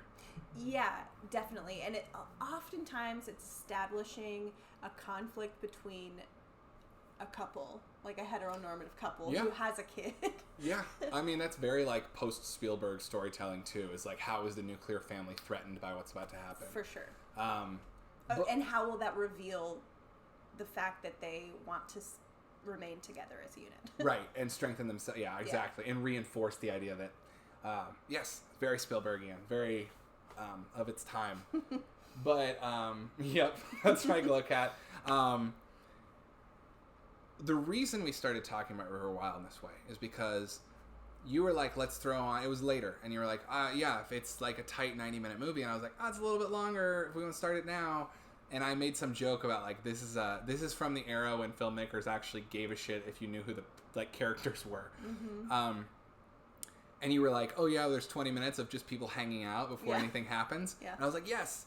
But you can see that in so many of these. Air Force One, River Wild, Speed, any of these like movies, because they are about... Because here's the thing, like, these movies' concepts are very simple. Air Force One and River Wild are both little heist movies, right? Air Force One specifically being Die Hard on a plane. River Wild's second half is Die Hard on river rafting with the dad. He basically becomes John McClane in the second half of that movie. But I think it makes me kind of miss this era of storytelling, because it makes me realize that now what filmmakers want to do is get you in and out. They want to say, it's with action movies specifically. They want to say, okay, so basically the plot is... it's let's go with Nobody, for instance. Nobody's like 85 minutes long. They're like, okay, so here's the plot. It's basically John Wick but flipped. It's an everyman who turns out to be a badass, and it's got some lines of dialogue that sound badass. But what if you were to add like an hour to that? What if you were to give it an hour of living with these people? I would love to see Nobody with another hour of exposition and narrative. And character development. And because that's really what's happening in something like The River Wild, is that you are living with these characters and seeing... here's the difference. I don't know if I'm explaining my thought well here. I think the difference for me is one kind of action movie asks you to be interested because of its premise, because of its plot. And another kind of action movie says, hey, there's no new plots under the sun, so we're going to tell one you've seen a million times, but we want you to care about it because you care about the people. And there's something about 90s action movies in particular that resonate so hard with me because they all make sure you give a shit about the characters. They give the characters an interesting writing and dynamics with other characters before the inciting incident happens, before the plot kicks in. Right, and I think that the way this type of movie has evolved very much speaks to the tangent we went off on about, having your other devices out, or whether you want to pause a million times. It's like with attention spans, people just want to be thrown in to the inciting incident. Right, like, yeah. Immediately want to know, okay, where are we? What's going on? Like, when does it go boom? Yeah, they want it, like, and it's weirdly, I mean, it's very, like, it's just so simplified. It's just so pulpy. And I think there's always a place for that pulp, but it's like, I've always been such a fan of the 80-minute genre movie, but it feels like at a certain point, I want my Hollywood drama production back. Like, I want to, like, Meryl Streep, David Strathairn, John C. Reilly, and Kevin Bacon, and the little kid from Jurassic Park, and the dog probably from Homeward Bound. It's just, I would bet they really went all out on this casting. Yeah. That cast rules, and just getting to see them act is so much better than an 80-minute movie where it's reduced simply to its beats. Yeah. Also, as a side note... Oh, Lethal Weapon, I mean, I'm not trying to limit us to the 90s here. It is, yeah, it's too early for my limited scope, but I'm talking about really everything between Jaws and, like, the turn of the century. Like, somewhere in the 90s it switched over. Maybe turn of the century, maybe the aughts it switched over. Yeah. Probably switched over after smartphones and internet, and that's when we've tightened up our content. And hopefully we're in a bubble right now. Hopefully it pops and we get back to this. Obviously, long-form storytelling, to Wedge's point, is huge on TV, where you sit with characters for several episodes. I think that, unfortunately, there's kind of a filmmaker ideology now that characters are where characters live on TV and gimmicks live on the screen, and there's no reason these two things can't join. It's kind of like a weird mindfuck, because if you think about, like, where attention spans are at now, and people think, like, oh my god, that movie is 2.5 hours long, no way I can sit through that. I can't sit through a movie. I have heard so many people say verbatim, I can't sit through a movie. I think those same people, including myself, in certain contexts and situations, would be inclined to binge 5 episodes of television while saying out of the other side of my mouth, I can't sit through a movie that's 3 hours long right now. Yeah. Like, the TV, I mean, and maybe that's because the TV obviously feels like it's less. It's the same thing they tell you about, like, if you're trying to do portion control, use a smaller plate, cut more pieces up. Yeah. It's psychological, but also those breaks, this way of structure. But I think what we don't realize is that films are giving us those breaks too. There's act breaks, there's structure breaks. For sure, but with television, you're getting, like, those little baby cliffhangers with the credits are making your brain go, wait, what? It's over? Yeah, I want more. It's more. not over. You have, like... It's the same reason Goosebumps books worked. It's the same reason that that chapter books worked for kids. Goosebumps specifically because every chapter ends on a cliffhanger. Yeah. You want the next one. And then boom, you read a whole book, and maybe you thought, oh, I'm not going to read a whole book this afternoon. I don't have the time. Yeah. It's tricking your brain into microdosing on drama. I want to watch Lethal Weapon again, dude.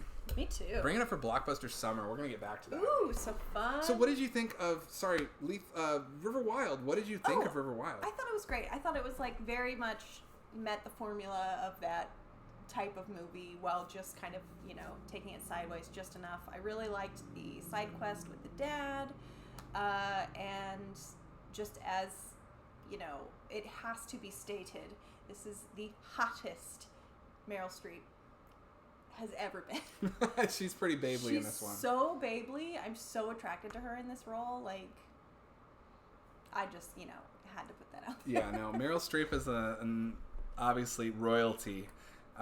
And she's just great in this movie, like, period. End of subject. This movie is very well acted. It's incredibly well acted. Yeah. Look at the cast. Yeah. It's 4 of the best actors of all time. It's Streep, Kevin Bacon, John C. Reilly, and David Strathairn. Yeah. And the kid from Jurassic Park and the dog from Homeward Bound. I mean, need we say more? Beyblade. I did not say Beyblade, but let's remake River Wild, but it takes place on Beyblades. Okay. Then we watched This Is the End. We did watch This Is the End. So that was... did we want to say more about River Wild? No. I feel like we covered all the bases. Okay. I love River Wild so much. Oh, I wanted to say River Wild was big in my household as a kid, too. My mom loved it, I think, because... one, it's a family movie. It's a PG-13 thriller. It's not gun violence. You know what I mean? Like, it's not a bang bang shoot 'em up, as my mom would have called it. Yeah. But also, there's like a lot of like sign language and deaf culture in it.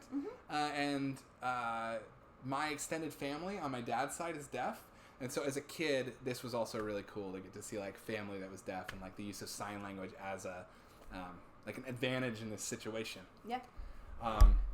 Okay. This is the end. This is the end. I need a sip of this. Go for it. Thank you. This is the end. Okay, we ended up watching this movie because I had like a short list of weird random comedies that had been kind of floating into my mind, and you said, if that's where your head's at, let's watch This Is the End. You said I want to watch you said The Hangover because it's been so long and you're curious, or Pineapple Express because you just heard a podcast with Seth Rogen. And I was like, if you want a bro-y comedy that centers Seth Rogen in a meta way, you've never seen this, let's watch it. Yeah. So I would still love to watch both of those as well. But I just thought, you've been talking about wanting to see this one forever. What did you think of This Is the End? Yeah,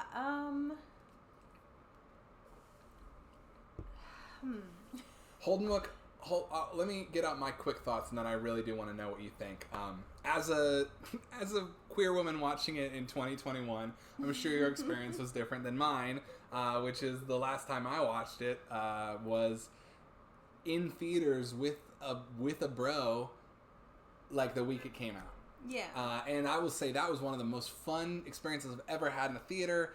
I thought it was so funny. I loved it. I ate it up. I totally gobbled up all that meta we're playing ourselves stuff. To Holden Wook's point, yes, Emma Watson being like this rogue badass, and the unfortunate joke there, and Michael Cera just playing like the shittiest little party boy version of himself.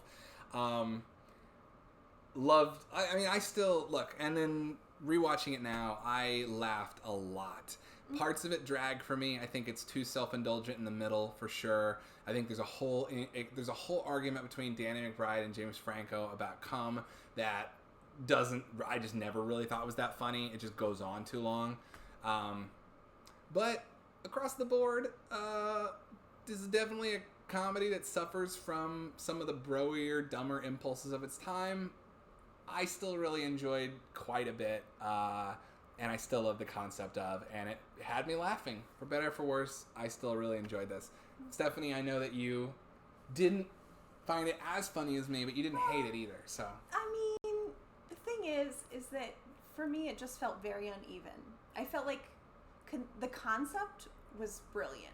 I love the idea of actual celebrities playing like a version of themselves during an apocalypse.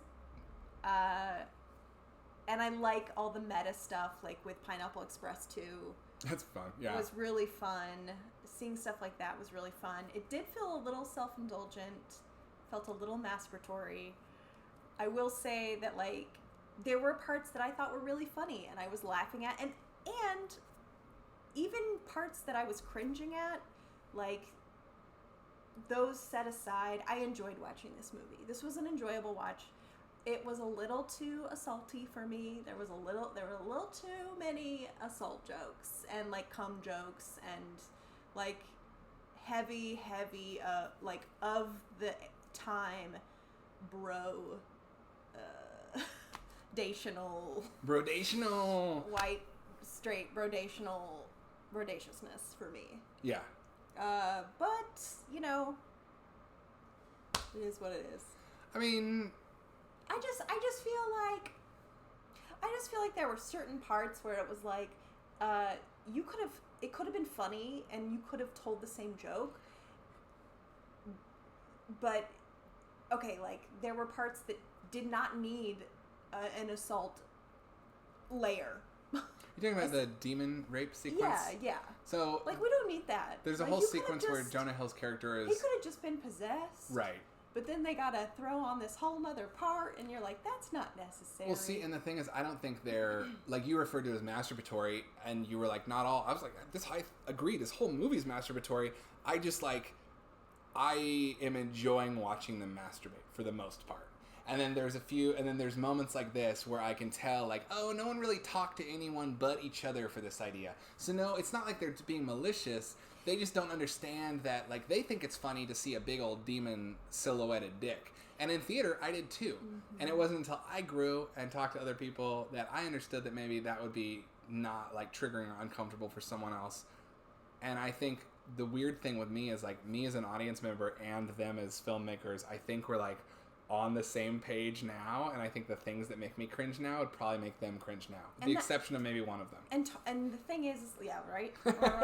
I think, like, the thing is, like, yeah, there were those definite, like, line-crossing cringe-worthy moments, and like you were saying, I think the reason the movie still kind of works, more or less, is that it doesn't feel like it's coming from a malicious place. Yeah. It feels like it's coming from an ignorant place, or, like, just sort of a flippant place. There are a few moments with a certain cast member where you're like... Oh, we're getting into it right here. Okay. Holden won't drop it. Okay. Yeah. Holden won't. That's the thing. Like, the Franco moments are definitely like, ooh, like some of his lines. He has a piece of art on his wall that says no sex is wrong or something, or no sex is illegal. I seriously, Franco. I was like, There's definitely that stuff. The irony is, I think that Jay Baruchel, like, even James Franco's characterization is meant to be kind of, like, unstable here. And it's Rogen and Baruchel who have, like, the pure friendship. And it's Baruchel who's weirded out by the Take Your Panties Off song. It's Baruchel who kind of always rebels against that. And they treat him like a dumb hipster. But he's the one who's supposed to kind of represent us looking at these people and being like, God, bloated Hollywood full of themselves up their own asses. But also fun. Yeah. And I think the movie knows it's obnoxious. Yeah. But also doesn't in those ways. It's weird. Like, Jay Baruchel's the one who's, like, brings up not wanting to make things, like, threatening or rapey for Emma Watson. But then that kicks off a scene that then is them talking about how that's an absurd thing to accuse anyone of, but now it's in the air. And so it's weird. It's like the ghost of a rape joke. Yeah. It's like, it shouldn't be here at all, but you're making a commentary on how the nice guy can be the misogynist by accident, but also, did you mean to make that commentary? It's exhausting. Yeah, and James Franco, like, just, there's a definite ick factor. Just unfortunate. Like, and Holden was saying, like, similar to Louis C.K.'s Friends, it is a weird situation to suddenly learn something about a friend's private life. And then to have everyone be like, how could you not have known? Well, not only a friend, somebody that you collaborated with and were in several projects with over the course of many years. I've never... Be like, there's like literally just a vast public record of us working together and being buddies. I've never experienced this. I've never had a partner in something reveal them. Like, I've never learned something terrible about a close partner or close friend. I really can't imagine how awful that would be to learn. And it also, like, is like... Anyway. I think there's definitely something to be said for those guys all coming up. You know, even in the movie, they say, like, freaks for life or whatever. Mm-hmm. There's something to be said for, like, coming up at that age and sort of being thrust into this weird, like, alt comedy underground fame that then becomes, like, actual... what's the word I'm looking for? Mainstream fame. Mm-hmm. And, like, all of the weird mental, you know. And Seth Rogen was always kind of a writer more than James Franco was. Yeah. So I think they probably always thought of their relationship as kind of like the dorky stoner writer and the, like, hot funny guy. Yeah. Yeah, the hot funny guy in the lead. and we're probably always like, oh, it's Franco flirting with girls again. And then you can see though that Seth Rogen and Evan Goldberg really became the power duo. Yeah. And they wrote this movie together. They also wrote Pineapple Express together. They also wrote Superbad together. And I tend to love their writing. Period. Yeah, and they still work together. Because Evan Goldberg's a funny ass dude. Okay. Yes. We watched Palm Springs. Hey. Let's quickly do a little double feature game here, though. Yeah. River Wild.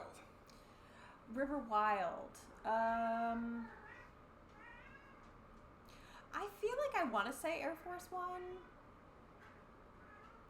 The land, the air, and the sea. Yeah, weirdly, I kind of do. I want to go with The Edge. The Edge, which is my staff pick this week. The Edge.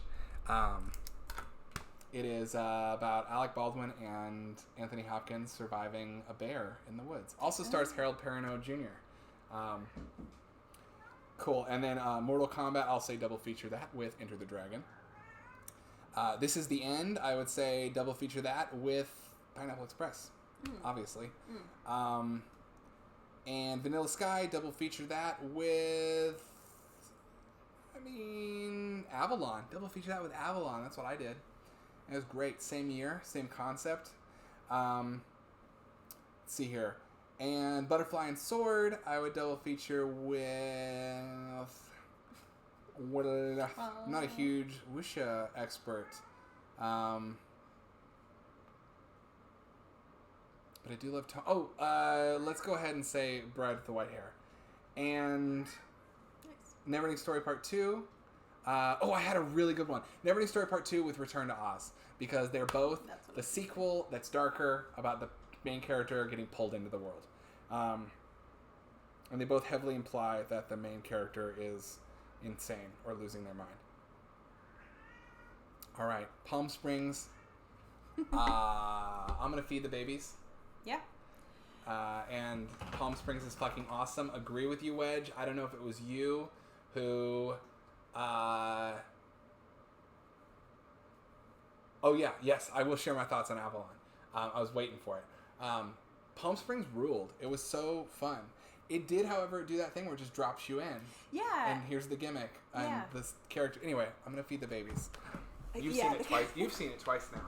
I have seen it twice. I do think this is I'm going to move this cup of liquid since animals are making their way through this tap.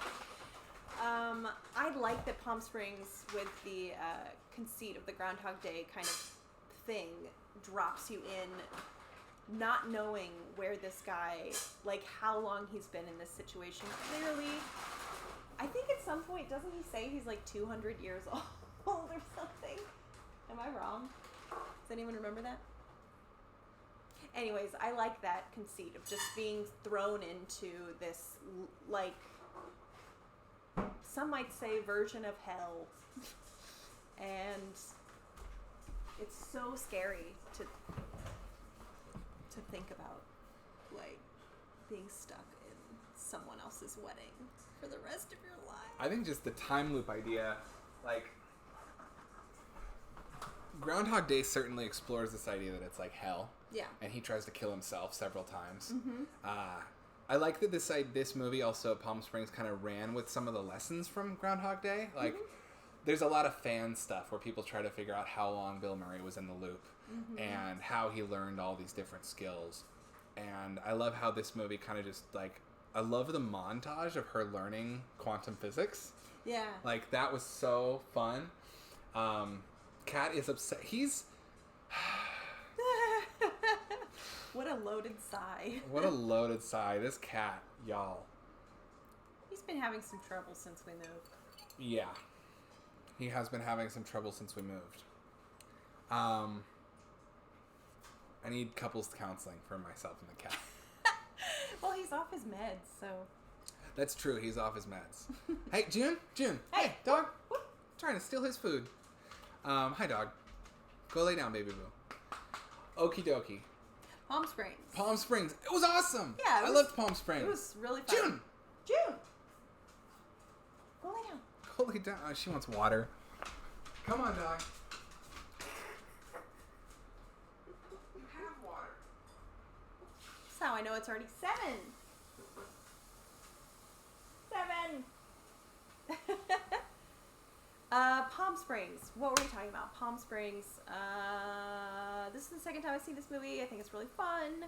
I think it's a nice take on the Groundhog Day scenario, and it's Lonely Island. I really like Andy Samberg. J.K. Simmons was great in this movie. What else? I don't know. I dug it. I thought that it was a really fun, way to... I liked the solution to the problem in this movie. I thought it was really... June! Dog! You gots to go lay down, baby. Go lay down. Go lay down. Seriously, every time I start talking and she knows my attention isn't focused on her, she goes for the cat's food again. June, go lay down. Go lay down, boo. Sorry, everybody. I really dug this movie a lot. It's a tight 90-minute sci-fi comedy that I just thought was really, really, really fun and really recommend. And I would say double feature it with Palm Springs. Get it? Yeah. Now we get it. I got it. It's also just this and Vanilla Sky both spoke to me, I think, more in my age than they would have at a younger age, when I think I would have, well, I know with Vanilla Sky, absorbed it far more as its plot and its gimmick. It really got me at the end of Vanilla Sky when Penelope Cruz says to him, Spoilers. It's 20 years old. When she says to him, I will find you again. I think that as a kid, I always thought that means that she's going to find him. And now I think I realize that hit me far harder as a, I lost my train of thought. As she's a representation of the fact that we can find pure love again. So both of these movies hit me a lot harder in my adulthood. And I felt like Palm Springs also was more about depression and mental illness, and more about being in a slog where every day feels the exact same, and sometimes you need someone else to be there with you who helps you find the way out. So I thought this movie was really, is she learning quantum physics, or is she going to school for therapy? Because this movie is a giant big old metaphor for not only codependence, but working on yourself, and that making you more capable of helping those that you care about, and seeking forgiveness for the ways in which you've made the same mistake over and over again. Yeah, and if you enjoy Palm Springs, this is not necessarily a double feature, but I would highly recommend watching Russian Doll. Very similar conceit, very similar subtext, and nice blend of comedy and drama. Yeah, and I need to watch that. That's been on your list for a while. It's very good. Deep Red? Deep Red. We watched so much. We did. Should we be quicker? Yeah, I think. Sorry. Okay, Deep Red, Argento, your first watch. Yeah, I loved it. It's going to be my staff pick for sure. Oh, awesome. Yeah. The movie scares the shit out of me every time I watch it. I love it so much. Any Deep Red fans in the house? What? If you get a chance to watch it, this is actually my favorite Argento movie. I think it's this and Opera, my number 1 and my number 2. Yeah. Here you go, Stephanie. Thank just in you. case you want to hold that. And I would double feature this with, what would I double feature this with? Eyes of Laura Mars. Ooh, which I have not seen, but I want to. Ooh, I'd love to see your opera screener, Glowcat. That sounds awesome. Yes. Also, Wedge, there is a season 2 of Russian Doll coming. Because of the pandemic, the production of it was greenlit before the pandemic started. Because of the pandemic, there was a slowdown on the production, but it has been announced that it is coming officially, finally, soon. Woot! Yes, woot indeed. I remember you actually yelling from across the apartment when that was announced. Yeah. Okay, here's the big one. First of all, let me dive into Avalon. Then let's do the big one. And then let's do a very quick new arrivals and get to our movie club. Okay, so Avalon, Pathos. I really dug this movie. I'm going to be honest with you. When I started it, I did not like it that much. It really grew on me throughout the course of the movie to the point where I found it very interesting. I was very much reminded of Jean-Pierre Jeunet's movies by this, City of Lost Children and Delicatessen in particular. It also very much definitely 2001 movie by the director of Ghost in the Shell, live action after The Matrix. As The Matrix ripped off Ghost in the Shell, so did Avalon rip off The Matrix. And its turnaround is fair play. So it's not even a rip off so much as that this director, Oshii, obviously, cats, everyone's acting up, that Oshii was diving into this world of what is real, what is not. It's also very on theme for its era, for the aughts. Talked a lot on the show in the past about turn of the century technophobia, the worry that we're going to lose our minds or our bodies, or rather flip that order, our bodies and then our minds, to technology. And Avalon very much spoke to this. It has some visuals lifted directly from The Matrix, such as the scrolling data, but then again, turnaround's fair play. And the visual colorization is what reminded me of things like Delicatessen. Very much like hyper stylized world that allowed it to cover for its budget restraints. I really liked how slow paced this movie was, and how for a movie about a video game and for an MMORPG, it did carry itself at a slow character driven pace. And I really loved the hunt for knowledge, the essential MacGuffin quest that it was at its core. Had me hooked. I was very into this concept that everyone's logged into this massive video game, and there's a secret level that you can reach only through this. And I loved the main character Ash's hunt for that. It was also really interesting how it was filmed, because it was very clear to me this was from the director of. This was the first live-action movie from a director known for anime, because a lot of the things you get away with in anime here felt very artistically staged, like a break from reality. I liked it, but I can see why it might be off-putting to some viewers who are expecting something a bit more action, boom, boom, bang, bang. Because a lot of times characters just are kind of sitting, looking at each other while the camera goes around them. Very much let's sit in this reality. And Killer Arrow Transfer for Deep Red. Yes, absolutely, Munson. It's the first time I watched that disc. It was gorgeous. Wedge said the first 90% of Avalon was a little like my actual nightmare in terms of visual post-processing, but I really enjoyed it. It was a very popular post-processing in the 90s. That's why it looks just like Delicatessen does, just like this German movie called Tuvalu does. Just this what am I trying to say? Foggy, murky, green, post-apocalyptic, dystopian kind of world. But a lot of things were... Dark City did that. The Matrix did that. It was a visual signifier of a fake world in many ways. Obviously at the time. And it's interesting how that's not really done anymore, because as video game graphics have approached looking like real life, so have we stopped using color grading to denote the differences in reality. I'll be really interested to see what Matrix 4 does with that in terms of color grading. Great job, nerds. Avalon was on... had to get the free trial of Paramount Plus through Amazon, which thank you for reminding me that I need to cancel after checking out some more of what they have. Overall, really dug this movie. I was a little afraid at the end that the reveal was going to be, the world she's in the real world that she thinks isn't the game is also part of the game. The ending was not quite that. It still was more I'm interested to see what your interpretation of the ending there is, because it felt very open-ended to me. It also felt very a little bit like the movie was saying, I don't owe you an explanation. Reality is subjective. How can anything truly be known? Which really tracks for this filmmaker.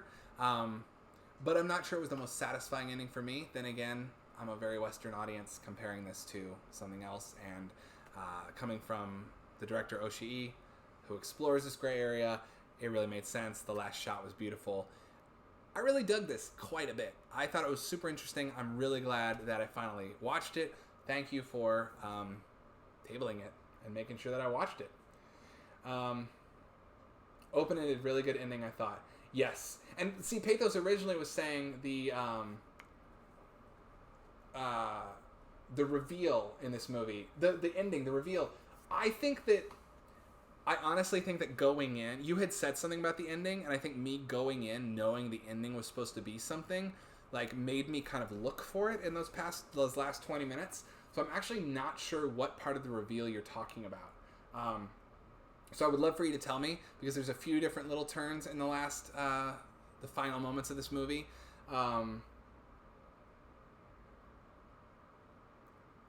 That I think that I was being like, I was doing that thing where I was like, what part of the ending was he talking about? Was it this? Oh no, maybe it's this. Maybe it's this. And I want to know, because I really loved this movie, but I'm curious for that. Okay, now let's do a quick Dubby Feach. Oh, and it looks like Glowcat just DM'd me these screeners, opera screener, loading. Oh, that's really nice. That's gorgeous looking tape. I love that tape. Terror at the Opera. Yeah. Back when it was called Terror at the Opera. I love it. opera. We haven't watched that yet, have we? Mm-mm. It's the best. Okay, so we did River Wild. Okay, Existence. that's exactly it. Existence. Exactly it. Very much felt like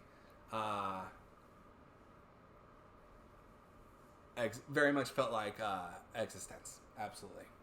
Okay, when everything turned from one color palette to all of the colors. Yeah, for when the visual style changed. Yes, I'm interested when you originally watched it, Pathos. Because I do think that if I watched this when it came out in 2001, that would have blown my mind too. And I think that for me, it suffers from 20 years of meta storytelling in all sci-fi and video games. And so it was hard for me to have a fresh look because I kind of thought, oh, it's going to be this. And then it kind of was. So it didn't blow my mind. But also, I have 20 years of pop culture influencing that. In no way am I smarter than this movie. I am just older than this movie at this point. That makes sense. Mm-hmm. Really dug this movie. And honestly, also thank you for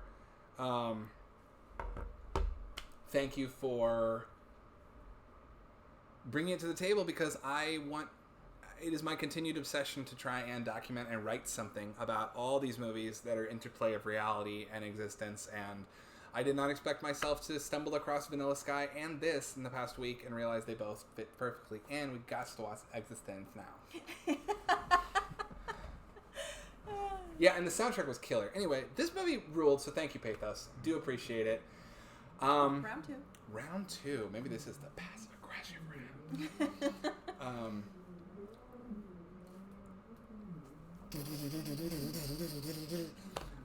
Okay, so y'all, the soundtrack indeed, Pathos. Great Job Nerd says, I love Existence, saw it last year. It's one of the few DVDs I brought with. Mm-hmm. I say the few DVDs I brought with because we've been talking about rewatching it for so long. Yeah, I love Existence. I think it's great.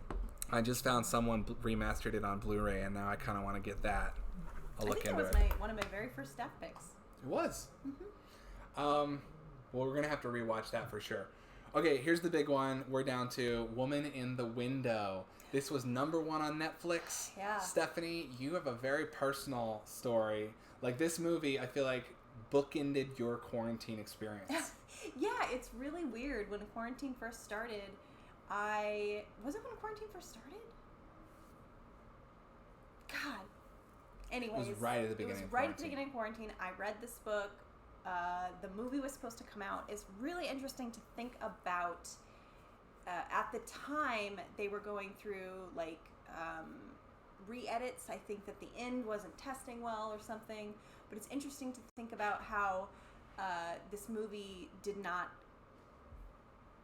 unlike other movies that were not really on the cusp of the pandemic, that came out, that premiered on streaming, this was like them kind of figuring out like how is this going to work, because that movie was set to premiere in theaters like a year ago, right? Is this making any sense?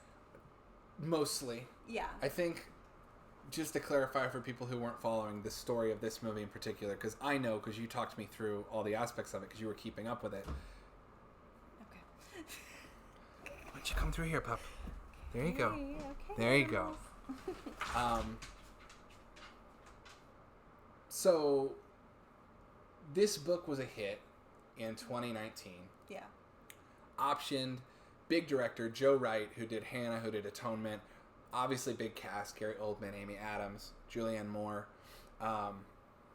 and poised to be this big like Hollywood drama. And I was so excited for it. And I think the reason that they didn't, and so I think what you're saying here is that it was supposed to come out at a point that was too early in quarantine, to the point where the at-home premiere of big movies had not yet been normalized. Yeah. And so after it was normalized by Warner Brothers and Wonder Woman and HBO, and we arrived here, now at the very end of quarantine, it's finally coming out on Netflix in a weirdly butchered version of its original self. Yeah. What a strange odyssey this film went through. So strange, and I gotta say that, like, as somebody who read the book and thought the book was great, like, you know, I know there's some controversy with the author, like, plagiarizing or something, but it's incredibly well written, very compelling. It's a real page turner, such a fun thriller to read. Like, the movie was just like felt like nothing. Interesting. It just sort of felt. You were so I cannot. The context that I think it's hard for you to provide because it is you. But as someone who's lived with you for the past year, let me tell everyone watching, Stephanie was so excited. Like, she read this book and loved this book and devoured it. I watched you. You bought it when we were at the airport and you ate it up and you were like, this movie's coming out like next month. And all quarantine, you were like, I can't, when are they putting it out? You were like, I Googled, when's it coming out? Yeah. And then that turned into, I Googled, I heard that some bad stuff happened. They're doing reshoots. Yeah. And then that turned into, it's out and it's being very poorly reviewed. The thing is, the main character in this movie, the unreliable narrator, is such a huge fan of film, and she talks about movies, and there's like a lot of meta stuff with like noir, and I just really thought that was going to be an essential part of the storytelling, whether that was like literal or a visual reference, or, you know, and it's weird because they just sort of touched on every aspect of the book without diving into any one part. So I don't know, it just felt like so flat. I would agree that it felt flat. I don't have the perspective of you because you read it, and anytime you read a book, obviously the movie's gonna be I think usually I end up liking things more when I read the book because I have a sense of familiarity with them. Mm-hmm. This, I actually liked the things it explored, looking back on a little bit more. I like how much it is about mental health, but it did feel flat. It felt made for TV. It felt, everything about it felt kind of like functional and boring in the way we've been talking about earlier with things like River Wild, how the Hollywood drama thriller used to be like a little, like around 2 hours, let you get into this world, know these people, and exist with them as they go through this thing. It felt like this used to be that, and then got workshopped to death by being forced into a streaming model. Yes, that's 100%. And if I were to say, like, you know, double feature this or whatever, this is also a book that I read, Gone Girl, which I threw across the room. Ooh, it's so spicy! With the reveal, I literally threw my book across the room. I was like, no! That was a satisfying adaptation. Gone Girl kicks ass. I was like, that was so satisfying to read that book, be like totally taken with the story and all of its twists and turns, and then watch it actually come to life on the screen and feel like it was a proper representation of the novel.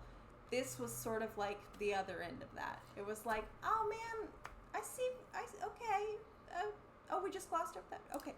Oh, okay. I think the Oh, thing it's is... the end. Oh. And also it was only like an hour 40. Like this book is so involved. This needed to be like at least 2 hours. Well, see, that's something that every book one who's read a book says. No. And I know that. I'm saying like if this movie were a movie on its own 2 feet and not based on a book, it needed to be 2 hours. Agreed. So, you know.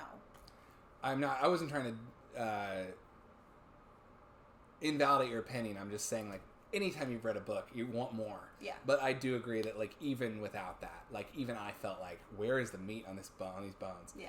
It's weird because every time there is a big Hollywood prestige drama, thriller, whatever, there invariably are several imitations that are your straight to video, or even if they're not, your mass market paperback version of that movie. It's really interesting that Gone Girl and The Woman in the Window, maybe as books, were on an even keel, but it's interesting to see a movie that so clearly wants to be the next big Hollywood drama accidentally fall on its face and be the supermarket paperback. Which is what it felt like. It felt like a beach read. Yeah. To me. And in some ways it is a beach read, but not really. I mean, yeah, I don't want to give anything away. I'm not gonna be any spoilers, but there are certain moments in the book that are like very intense, nuanced reveals. And in the movie it's just sort of like, oh, okay. Yeah. I will say I had a fun time watching it mostly, but I was clock watching a little bit internally during some sequences where it felt like I was watching it was like someone had the sensibilities, had only watched movies up until like a certain decade and then made this, and maybe they thought that was their way of showing an homage to an older movie. But for me, it's like, if you're going to slow things down and take time, I like if you can do that with a way that enriches the characters or the world.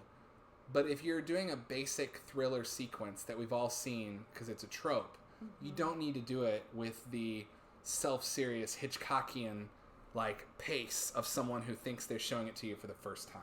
I did really want to see more of the, like, really lean into the aspect of the book, which is the unreliable narrator, because in the book you really are meant to feel like gaslit by your own experience, like, because she is so irresponsible with her drinking and her medication. She is hallucinating in the book, and she is seeing things, but also is she not? It's like so much more. It's so much more. It's so much more. It's page turner. What's going on over here? Well, Munson says that sad to hear the movie ended up being subpar compared. What I remember pissing me off was seeing the trailer for this before Birds of Prey, and the trailer hooked me the first minute in, and it just kept going and revealed too much. I watched the trailer early on and felt like I saw a lot too, but I will say the movie goes further. I think it's a good first act only trailer, actually. Munson, I agree with you. I actually think that this movie is so dense, and to Stephanie's point, it needed so much more time, that the trailer gives away a lot, but is still like a first act.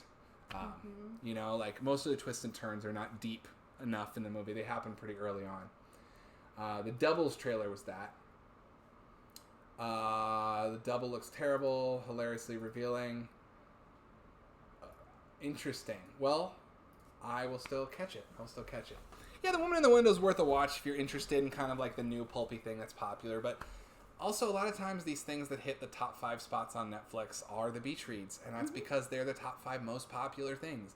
Not to shit on what's popular. A lot of great things become very popular. And we're not a hipster show by any stretch. But I'm smelling a little bit of Cloverfield paradox on this one. A little bit of, you tricked me, Netflix. Also, Netflix, if you're watching, we have a great sitcom I want to pitch to you. Well, any other thoughts on Woman in the Window? No, I feel like that pretty much covers it. I feel like, I would recommend this movie, but if you've read the book, or either way, it doesn't matter. I would recommend this movie, but just keep in mind that it's kind of like ticks along, and it's, This is like a solid watch it on a Sunday afternoon with your mom. 100%. That is the perfect description. Like, you watch it through a mom's eyes. Like, pour yourself a ginger ale and pop some popcorn, add extra butter. Yes. And, like, open the windows and light a candle. Exactly. Okay, wow. We I've been going for 2.5 hours, Yeah, we gotta get and we into haven't it. gotten to movie club. So I'm going to blaze.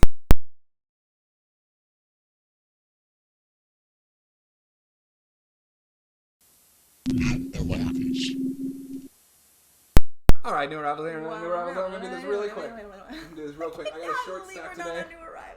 What? Short stack real quick. Indicator put out this copy of Irreversible. I don't know what you think of this movie. I have very complicated thoughts on it. But I'm a sucker for a thick spine foreign release of an art film. I'm going to rewatch this. Stephanie's not going to watch it. I read the Ebert review of it, which kind of convinced me to look at it in a new way. Last time I've seen Irreversible was a long time ago. I do think that not generally a huge fan of the new wave French extremism movement, but I do think Gaspar Noé is very talented and a smart person, and I'm going to watch it again. Baxter, the dog who talks. Oh, I did this one last week. It's about a dog who talks. Something Special. Anyone seen Something Special? It is one of the fun little gender-bending movies of the 80s. Double feature this one for sure with just one of the guys. This is a magical realism movie about a teenage girl who wakes up as a biological penis-having cis male. And I haven't seen it since I was a kid. I'm sure it is incredibly problematic in terms of gender issues. Maybe it's not. Maybe it's accidentally super ahead of its time. I'll rewatch it and I'll let you know. Got this DVD of The Devils. I'm a huge fan of this movie, but I've only ever seen the R-rated version that was released on VHS by Warner Brothers. Warner Brothers famously will not give up the U.S. rights to have this movie come out in its original X-rated cut, but the British Film Institute, in their wisdom, put out the X-rated cut on DVD, and that is one of the gifts to my region-free player. This is an incredible art film about nuns at a nunnery losing their minds and devolving and descending, I should say, into hysteria, sexual. It's basically about the unlocked evil that lies dormant within every righteous person. And it's all kind of beset in motion by Oliver Reed's incredibly bearish character of this sexually liberated mad priest. Pretty good shit. Then finally, this came in the mail. Gentle viewer, let me tell you, I did not mean to order this. This was a total accident. I lowball bid on this on eBay and accidentally won. It actually came right after my trip to Amoeba, where I budgeted what I spent. Was really excited that I'd had a good, fruitful but cheap shopping trip, and then opened my phone to say, congrats, you won, pay now. So I was originally going to get this at the Criterion sale later this year. Got it for a better price on eBay. Bruce Lee box set, his 5 greatest hits from Criterion. This includes Enter the Dragon, because there's no greater irony than receiving a movie in the mail that you streamed a week ago. It also has The Big Boss, Fist of Fury, Way of the Dragon, and Game of Death. The first 3 are Hong Kong productions, so I'm going to try and watch those this month. Which brings us into, we are celebrating Hong Kong and Chinese cinema.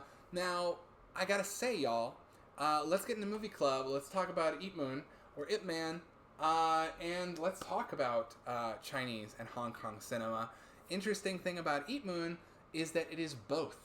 And quick historical sidebar here, Hong Kong cinema, really China's cinema, is split into 3 main film markets. The first is mainland China. That is a lot of, you're going to see genres like wuxia, more historical. You're also going to see a lot of, for lack of a better word, nationalist propaganda coming out of this film sector. In fact, there is a law in China that forbids the production of movies that do not honor the unity of the people of China.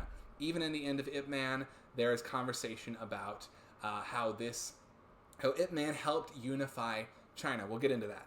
Hong Kong cinema, much more unrestricted, no state control there. It is a free market. That is why you get all the wild shit. Hong Kong cinema being the place where most of the cinema that we know as Chinese movies is coming from.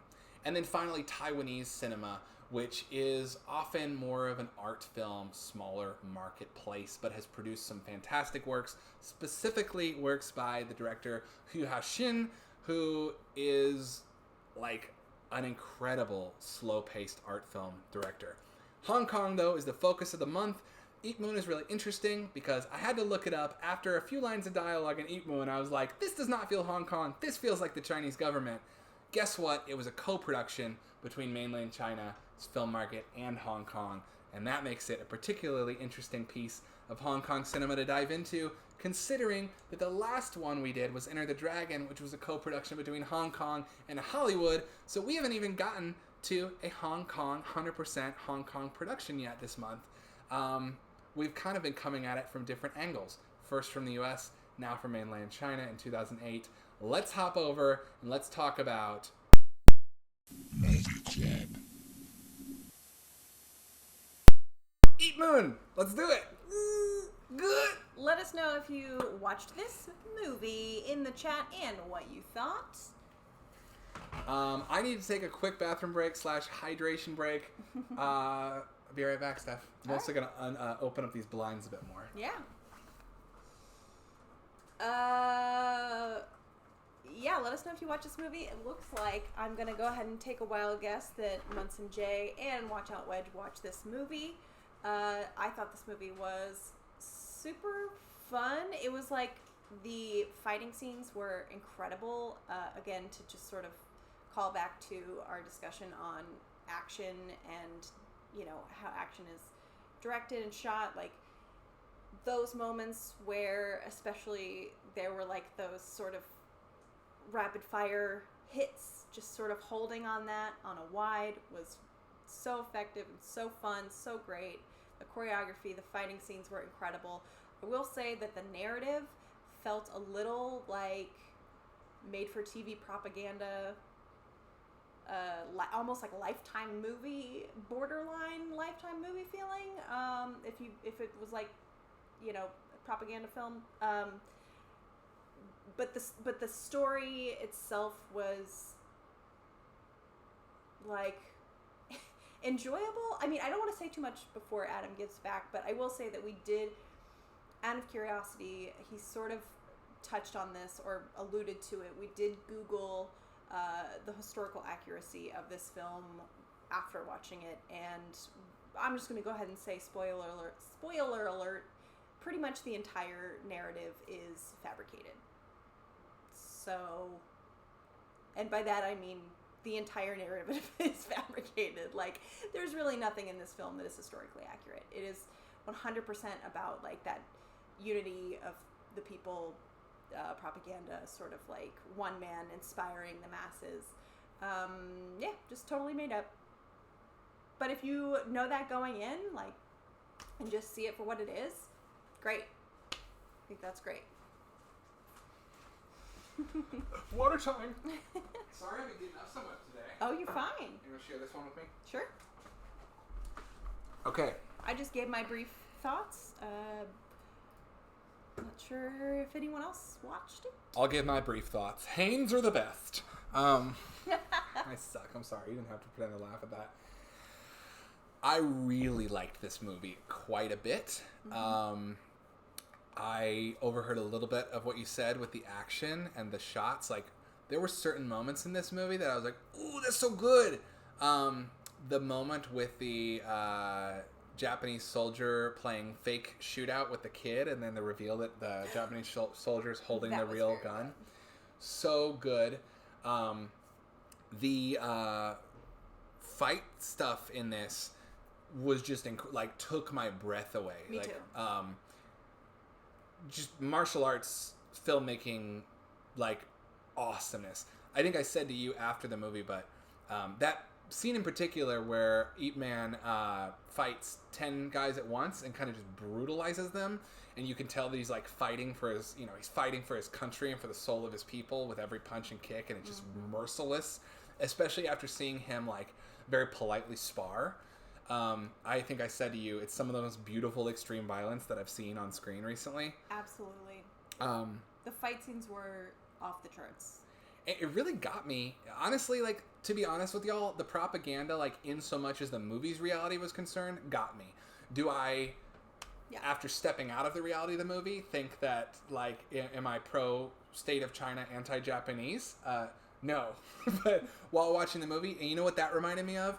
Braveheart. Because it similarly felt like Braveheart in the sense that it was about uninvaded people mythologized through the actions of one man who was a superhuman, legendary character who didn't really do much of the stuff they show him doing in the movie in real life, but it doesn't matter because this is a myth. It's a nationalist myth about a foreign aggressor. Right? Yeah. No, that's a great callback. For sure. So yeah, in as much as that, like, it really reminded me of that. Like, the movie had me because of its own internal logic and drama. It's unfortunate that that's tied to real-world prejudice and nationalism. But as a martial arts drama, fucking dope, dude. Yeah. It was good shit. I loved the multi-punch. Like, I think that's one of my new favorite things is, like, don't give me any cuts. Just give me, like, someone railing. Like, that Kung Fu multiple punch. It was just dog's itchy. I really dug it. Yeah. Yeah. I think we were pretty much all on the same page. That, like, if you're looking at it as a martial arts movie, like, it fucking whips. Mm-hmm. If you're taking it, for as a narrative, it's a compelling story. If you zoom out and you see it in a historical context, like, that doesn't... I mean, like I was saying while you were in the bathroom, we Googled it, and nothing about this narrative is accurate. Oh, nothing is. In fact, he wasn't... The real Ip Man did not live in Foshan throughout the entirety of this war and returned after the war was ended to be a police officer there. Yeah. Like, none of this movie is real. Yeah. But doesn't matter because did William Wallace do all the shit they showed in Braveheart? And Munson said the box set of all four, but did not have a chance. I'm interested in that box set. I'm going to look it up. I will happily watch all four of these if similar direction is there and Donnie Yen is kicking ass like this in all four. And yes, Yen, to Munson's point, is a behemoth. Yeah, just fantastic. Fantastic fight Oh, scenes. like, it's so measured. I loved the master character here. But to be fair, sometimes it's easier to be critical of other countries' nationalist slights in their films because the other big mainland China movie that I can think of that was a huge success that has a lot of these same themes of unity is Hero. And Hero is also about this. It's about uniting the different dynasties of China's dynastic period, and it's a metaphor for the modern coming together of communism and the Chinese Communist Party. It's easy to say, "Oh, this is propaganda." To bring it full circle back to you, though, Davy Crockett. That's a perfect example. Davy Crockett and Disney, or even Armageddon and Apollo 13. Like, everything that is mythologized from one country, you can, after a certain point, or if you're an outsider to that country, or you're an outsider with time, gives you enough space, you can zoom out, and you can say, there you go. There you go. There's a problematic aspect. I liked the narrative, and whatever the historical inaccuracies, Japan did invade China. It was fucked up. Wedge, totally agree. The Japanese invasion of China, that's very, like, documented as major human rights abuses. Yeah, and if it works. wasn't clear, we're talking about the story of Ip Man specifically. That individual. We're talking about, like, the specific story of him and also the characterizations of all of the Japanese soldiers and the Japanese people. Like, the fact that Ip Man says, we Chinese fight for benevolence, you fight for military power. It's fucked up, but it's also reductive. Right. The villainous character, and this is what made me think of Braveheart, the villainous character of the bespectacled Japanese second in command, who's, like, cruel, really reminded me of Jason Isaacs in Braveheart. He's like this ultimately evil, like this cartoonishly evil right-hand man to the powers that be. Yes, sorry. But I feel you, Wedge. Like, it's true. Like, and that's why, within the movie's universe, while watching it, that's why I could be like, fight for your people. Fight for your people against this encroaching army. Because that's, like, that's timeless. That doesn't matter. Anyway. Wow. Sure is hard to talk about things like the level of verisimilitude versus propaganda in state-produced media that also triggers real human emotions, huh? Yeah. I'll say. It's good shit. This movie was great. Yeah. I feel like we were all kind of on the same page with this movie. I think so. Also, 4K set. Man, Munson, I gotta get a 4K player. I'm a total dork because I have been buying up all these new Arrow sets and stuff, like this Dawn of the Dead up here, this Battle Royale right here. They had 4K versions. I bought the Blu-ray versions of them all because I have a 4K TV with a Blu-ray player, and I don't want to spend the money on a 4K region-free player just yet. And I'm sure when that day comes, I'll be like, damn it, Adam, why did you buy these all on Blu-ray? But to be honest, Blu-ray on this TV looks the best, and the 4K things that I've watched, the 4K masters of older movies, are so grained out that I kind of think that Blu-ray is my pocket. I think Blu-ray is kind of like what I dig. Here's my reasoning. People will say an analog film print is a resolution of about 8K. So 4K isn't even touching it. So it is closer to the film version. What I would say is, yes, but the projectors pushing that film through were not anywhere as close to the lumens and brightness of modern TVs. Those things combined mean that also film prints get they travel, they get dusty, they get beat up, they get watched. So to me, Blu-ray strikes this perfect little balance in between clarity of image and a slightly lived-in vibe that reminds me of a 35mm print. Whereas 4K sometimes feels like too clean on older things. Anyway, that's my justification for now. I'm sure I'll disagree with myself in a decade. We're winding down. Anyway, that's my side rant. Well, should we do our staff picks in our movie club Yes, for next week? Let's do it. Okay, my staff pick is The Edge. Mine is Deep Red. Awesome. The Edge and Deep Red, they rhyme with each other. The Edge, Deep Red. A movie club pick, guys. What are we're coming into Hong Kong now. I feel like we had a pretty good shortlist last week that we voted on, and I'm trying to remember. We did. I think I can remember most of it. Because they're the big ones.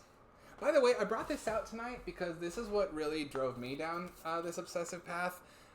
This book called Sex and Zen and a Bullet in the Head, which are incidentally two titles of two very successful movies from Hong Kong. But this is just a book, a very pick up and read coffee table book with a lot of different titles of movies, and they're all kind of broken down by star or genre movement or period of time, and it's been a really great primer on Hong Kong for me.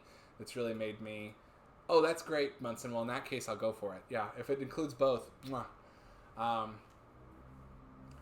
So let's start a poll here. Okay, it looks like we've got a Just Want to Watch Pure Hong Kong. Here we go. I do too. So let's get into it.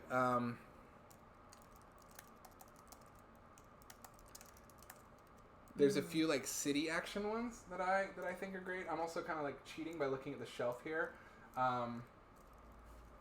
Let's see here.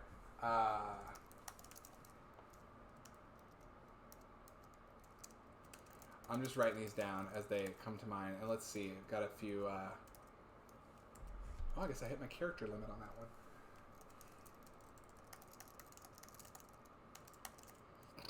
one. Ooh, this is a good list. Yeah, it is. Yeah, it is. Oh, Wong Kar-wai.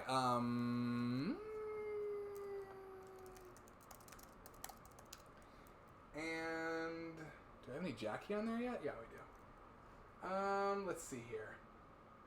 Something else that's like full on Hong Kong.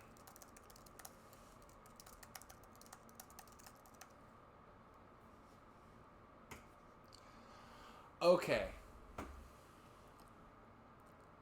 Great Job Nerd says, speaking of Bukes, I picked up the Mike Nichols biography written by Mark Harris. Excited to get into it after I finish my current book. Nice. We broke the book rule twice. We did. Uh-oh. We're reading. Uh-oh. Oh, and also, I'm just going to side note this, that I watched Butterfly and Sword, which stars two of my favorite movie stars of all time, Tony Leung, Tony Leung is one of the most handsome men in the history of time, and such an incredible actor, and has somehow never really been in a Hollywood movie before, and he's about to be in Shang-Chi, and I'm so excited for him to get that Skrilla from Marvel. Tony Leung and Michelle Yeoh were in Butterfly, and I realized I had these 3 Michelle Yeoh movies on the shelf that I can't wait to get into. One, obviously, Crouching Tiger, Hidden Dragon, which is a Taiwanese Hollywood co-production. Super Cop 2, which is a sequel to Super Cop starring Jackie Chan. Super Cop itself is Police Story 3, so this movie is actually Police Story 3 Part 2. And The Heroic Trio, which I really know nothing about other than that it was box office gold. Oh, and you know what? Another one for our poll that I should have included? Peking Opera Blues? Peking Opera Blues, which is, I think, kind of hard to find, though. So, we have 1 vote for Police Story. Police Story is like the shit. It's Jackie Chan's masterpiece. I also will say I've been pushing hard to watch Hard Boiled with John Woo with Steph, so I'm going to vote for Hard Boiled here. But just to quickly, whatever. We'll go with what the poll says, so I'm just throwing my vote. Let me go ahead and tell you kind of how Hard Boiled, the movie that propelled John Woo to international stardom, brought him to Hollywood. One of the finest action films ever made, a masterclass. Police Story, also one of the best action movies ever made, but not 2 guns flying through the air action, Jackie Chan with his fists action. Bride with White Hair. This is a example of this and Chinese Ghost Story are both examples of like Chinese myth wuxia, like sword and sorcery and vampires and ghosts, weird supernatural action. I've seen Bride with White Hair once. It's fantastic. Chungking Express. This is Wong Kar-wai, and Wong Kar-wai is often known for 2046 and for In the Mood for Love. Sorry, I've been squeaking my shoes all night. Why you wearing even shoes inside? You know, I had my tinnies on because I was gonna do some cleaning, and then I got sidetracked. Well, there you go. Okay, well, I'm gonna tell y'all that in the future weeks, I definitely want us to watch a Wong Kar-wai movie. I think if we really want to explore Hong Kong cinema, I think there's a few benchmarks we need to hit we haven't hit yet. Now, we did a martial arts movie that was a Chinese co-production. Great. We also did another martial arts movie with Bruce Lee and hit the Bruce Lee card. Awesome. Now I think we need to do John Woo for city action. We need to do Jackie Chan for action comedy. We need to do Wong Kar-wai for romance and melodrama. And we need to do a supernatural one. Those are going to hit the big components of what makes Hong Kong cinema what it is. It looks like maybe Hard Boiled is winning. I think so. Which is awesome because it whips so much ass. Hard Boiled is incredible. And also it'll be nice to take a break from the martial arts because while we often associate Hong Kong movies with martial arts movies, there's so much more. I don't want to pigeonhole this whole industry into that aspect. So, let's do it. Hard Boiled. Staff pick from me, The Edge. Staff pick from Stephanie. Deep Red. All right, y'all. This was This was quite a fun stream. I need to take a throat lozenge. As do I. And we're just going to tighten this up. And don't worry, we can get to Police Story as well in the future. Which I'm also going to watch Armageddon probably. Yeah, I think we probably will too.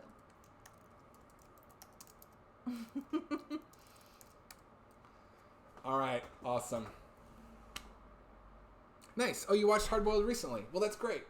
Oh, and yeah, and what's the And what's the Ip Man 234 situation? I'm also curious and curious to know about that. Ah. Looks like we got a few people maybe watching Police Story. Who knows? Maybe we'll watch Police Story too. Maybe we will. I mean, as well, also. We'll watch Police Story 1, 2, Super Cop, and Michelle Yeoh's Super Cop Part 2. All right, well, I need to go Google this Ip Man I need to go Google this Ip Man box set. Thank you, everyone. What a wonderful night. I feel like we had all the homies here tonight. We did. That was really fun. Y'all go check out Glowcat because they are starting a stream in 10 minutes. So if you are still, actually, can I do a thing? Can I raid us over to Glowcat? I don't know how to do that. I have so much I need to learn. Seriously, so much I need to learn. But we're ending. We really encourage you to go check out Glowcat's stream starting here. Thanks for coming down. We're going to keep diving into Hong Kong. So, if you go off on your own Google rabbit hole and you learn about some random Hong Kong or Chinese or Taiwanese movie you think that we should all be talking about, we're here to learn, not just to talk. I know that a lot of this show is us nerding out and me randomly going off on tangents, but this show is here because we all want to learn more about movies. So let's always please feel free to give us suggestions. We'll watch them. Yeah, and if you don't already, you can follow us at You Are in a Video Store for all of our staff picks, movie club, BTS, Get the Look, You Are in a Clothing Store, all that good stuff. Oh, right, Instagram. Instagram. Oh, right, Instagram. Yeah, we'll probably watch Police Story as well, too. That's, well, there you go. All right, well, we're going to close with the video store for the night, y'all. You have a wonderful rest of the night. Get home safe. Black Lives Matter. Be kind to Rewind. Watch more movies, and... Bye! You are in a video store. Say you are in a video store. Store. You are in a video store. Say you are in a video store. Store. You are in a video store. Say you are in a video store. Store. You are in a video store. Say you are in a video. From Lubitsch to Mamoulian, Kubrick to Leone and Corbucci and Suzuki, these movies take you to New Orleans. We recommend it, never pretentious, it's never ending, just where our head is. It's one Kauai and a Slaughterhouse 5, those Hollywood nights or Hong Kong on fire. I could watch it all night, press stop and rewind. Watch it again, you're strapped in, ain't no stopping the ride. That's Ginger Rogers the time. Swing down to Broadway and lights. Ishii, Miike, Tarkovsky, Almodovar, Von Sternberg, Dietrich, Garbo, Garfield, Heathcliff with Transformers over on the 80s TV show. You need a hand, we can reach it. Moving silence like Murnau Melly is Mishu. Spending afternoons with Maya, then watch Freddy Got Fingered. It's all love for that silver screen, now baby, what that TV do? And we here every week too, so don't you touch that dial, bruh. We ain't skipping the previews. You are in a video store. Say you are in a video store. Store. You are in a video store. Say you are in a video store. Store. You are in a video store. Say you are in a video store. Store. You are in a video store. Say you are in a video. You are in a video store. Say you are in a video store. You are in a video store. Say you are in a video store. You are in a video store. Say you are in a video store. You are in a video store. Say you are in a video. You are in a video. You are in a video. Yeah, welcome to the rental shop. Yeah, welcome to the rental shop. Welcome to the rental shop. Yeah, welcome to the rental shop. Yeah, welcome to the rental shop. Say you are in a video. You are in a video. And that shit double. Yeah, 2 for 1, baby, on Tuesday night. Got the popcorn, I'm feeling just right. Should we get a couple new releases and a couple old ones? Yeah, no, I think we can get both. We have time. We'll watch them. Yeah, if we don't get around to that one, I'll pay the